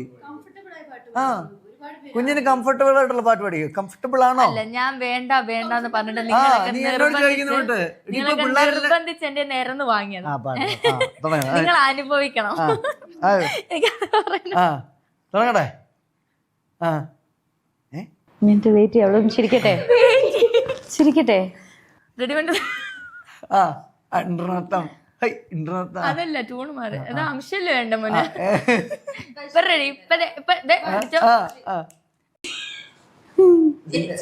എന്റെ സൗണ്ട് സാറില്ല വരട്ടെ. അതും എനിക്ക് അറിയത്തില്ല.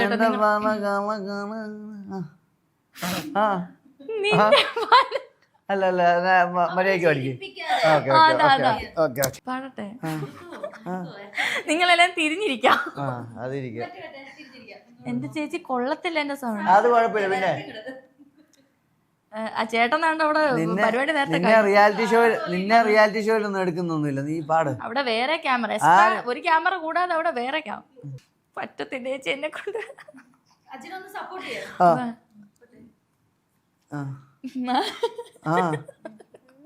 ഇത് ചിരിച്ചിരിച്ച് തീരും. ഇങ്ങനെയാണ്. അയ്യോ ഇവനെന്താ നീ പറയുന്നത് ചവച്ച് തിന്നു. നീ പറയുന്ന പല കള്ളക്കഥകളും അലങ്കൃതമായി തീരാം, പകരുന്ന തരം പ്രവണതകളും കരളിതമായി വിരിയാം, നാണത്തിൽ തുള്ളാം അംശമായി തീരാനേ, നിന്റെ പല കള്ളക്കഥകളും അലങ്കൃതമായി തീരാം, പകരുന്ന തരം പ്രവണതകളും കരളിതമായി വിരിയാം. ആ പാട്ടിന് ഞാൻ ഇതൊക്കെ വശമുണ്ടായിരുന്നു.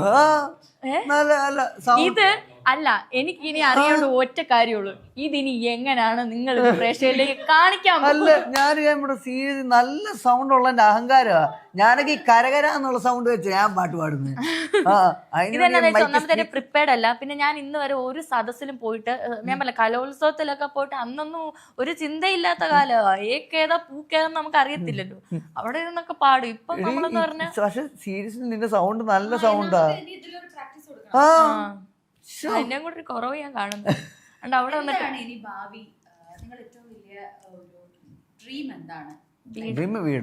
വീട് എനിക്ക് ഒരു കുഞ്ഞു വീടാണെങ്കിലും കുഴപ്പമില്ല. പക്ഷെ എന്നെ ഒരു മനുഷ്യരും അവിടെ നിറക്കി വിടാ. ഇപ്പോഴും ഞങ്ങൾ റെന്റിന് കൊടുത്ത് അവിടെ നിൽക്കുന്ന വീട്ടില് എനിക്ക് ഇപ്പോഴും ഭയമുണ്ട്. അതായത് എനിക്കൊരു സ്വാതന്ത്ര്യം ഇല്ല അവിടെ. നമുക്ക് ഒരു കാര്യം അവിടെ ഈവൻ ഒരു ആണി അടിക്കണമെങ്കിൽ പോലും നമുക്ക് അവരോട് ചോദിക്കണം, വേണ്ടേ? അപ്പം എന്തൊക്കെ ഉണ്ടെന്ന് പറഞ്ഞാലും നമുക്ക് സ്വന്തമായിട്ട് കയറി കിടക്കാൻ ഒരു ഇടം വേണം. നമുക്ക് നമ്മള് മരിക്കുന്നിടം വരെ സാറേ ഈ പറഞ്ഞ പോലെ ചുമ്മാ എനിക്ക് പെട്ടെന്നൊരു കൗതുകം തോന്നിയതാ. കുട്ടികളൊക്കെ ആയി കഴിയുമ്പോൾ അവര് സ്കൂളിലൊന്നും വിടാണ്ട് കുറച്ച് യാത്രകളൊക്കെ പോവാന്ന് ചിന്തിക്കുന്ന അങ്ങനത്തെ ഒരു പേരൻസ് ആയിരിക്കുമോ നിങ്ങൾ? എനിക്ക് ശരിക്കും ഈ അറിവൊന്നും ഞാൻ പഠിച്ചതിൽ കിട്ടില്ല. ഇപ്പോഴും എന്റെ അടുത്ത് കെമിസ്ട്രിയുടെ എന്തെങ്കിലും മാത്സിന് എനിക്കൊരു തേങ്ങ അറിയത്തില്ല. എന്റെ ലൈഫിൽ നിന്ന് ഞാൻ പഠിച്ച ലെസൺസ് ആണ് ഞാൻ. ഇപ്പം ഈ പഠിക്കുന്നത് തെറ്റാന്ന് ഞാൻ പറയത്തില്ല, പഠിക്കണം, നമ്മളെല്ലാം എഡ്യൂക്കേഷനിലായിരിക്കണം. പക്ഷേ അല്ലേ എൻ്റെ ലൈഫിൽ ഞാൻ പഠിച്ചിരിക്കുന്ന കാര്യമൊക്കെ എൻ്റെ ജീവിതാനുഭവം. അപ്പം പിള്ളേരെ അടുത്ത് ഞാനൊരിക്കലും സ്ട്രിക്റ്റ് പേരൻ്റ് ആവത്തില്ല. അവരുടെ നീഡ് എന്താണോ അതിനനുസരിച്ച് നിൽക്കും. ആ ഒരു ഇതാ ട്രാവല് പോകുന്നത് നല്ലതാണ്. ഞാൻ ഇവിടെ ഇത്രയും പറഞ്ഞപ്പോഴേ എനിക്കത് ചോദിക്കാൻ തോന്നി. അതാ ഈവൻ ചാച്ചൻ ഇങ്ങനെ ഒരു ആക്സിഡന്റ് വരുന്നതിന് മുമ്പ് ഞാൻ ചാച്ചൻ്റെ അടുത്ത് പറഞ്ഞു പോകരുത്, പ്രെഡിക്റ്റ് ചെയ്താണ് ഞാൻ. പക്ഷെ അത് ചാച്ചൻ ഞാൻ പറയില്ല, എല്ലാം നമ്മൾ തൊട്ടറിയണം. ഇപ്പം നമ്മൾ കൈ പൊള്ളുന്ന എങ്ങനെയാണ്, നമ്മൾ ഒരാൾ പറയും ഇത് കൈ പൊള്ളുന്നു എന്ന് പറയുമ്പോഴത്തേക്ക് നമ്മൾ എന്ത് ചെയ്യും, പിന്നെ അത് തൊടാൻ നോക്കും. കാരണം നമ്മുടെ കൈ അതുവരെ പൊള്ളിയിട്ടില്ല. ഒന്ന് പൊള്ളിക്കഴിയുമ്പോഴോ നമ്മൾ പിന്നെ അത് തൊടുവോ? ഇല്ല. ആ ഒരു ഇതാണ് ചാച്ചനെല്ലാം ഞാൻ പറഞ്ഞു കൊടുത്താലും കുറെയൊക്കെ ആ ടൈമിൽ ചാച്ചനെല്ലാം തൊട്ടറിയണം. അങ്ങനെ ഒന്ന് അറിഞ്ഞതാണ്. ഇപ്പൊ എല്ലില്ല കാലയിൽ കമ്പിയാ ഒന്നും നോക്കിയില്ല. ചേച്ചി അത് കരയാണോ മോനെ? അത് നിന്റെ കയ്യിലിരിപ്പുണ്ടാണോ? വേറെയാണോ? ഞങ്ങൾ ഒത്തിരി സംസാരിക്കും കേട്ടോ. ഞങ്ങളുടെ സംസാരമൊക്കെ കേൾക്കണം എന്റെ പൊന്നു. ഞങ്ങൾ ഒത്തിരി സംസാരിക്കും. അപ്പൊ ഇവിടെ കഥയൊക്കെ നമ്മുടെ മനസ്സിൽ കിടക്കുവാണല്ലോ. അപ്പൊ ഇവള് ഈ കഥ പറയുമ്പോ നമ്മൾ അവിടെ വരെ ഒന്ന് പോവും. കാരണം അമ്മാരി സാധനം ഇവള് അനുഭവിച്ചിട്ടുണ്ട്. കമ്മ്യൂണിക്കേഷൻ ആണ് ശരിക്കും ഒരു റിലേഷൻഷിപ്പിന്റെ ഏറ്റവും അത്. ആ ടച്ച് വിട്ട് കഴിഞ്ഞാൽ പിന്നെ നമുക്ക് ആ ഇടയിലുള്ള ഒരു ഇത് പോയി.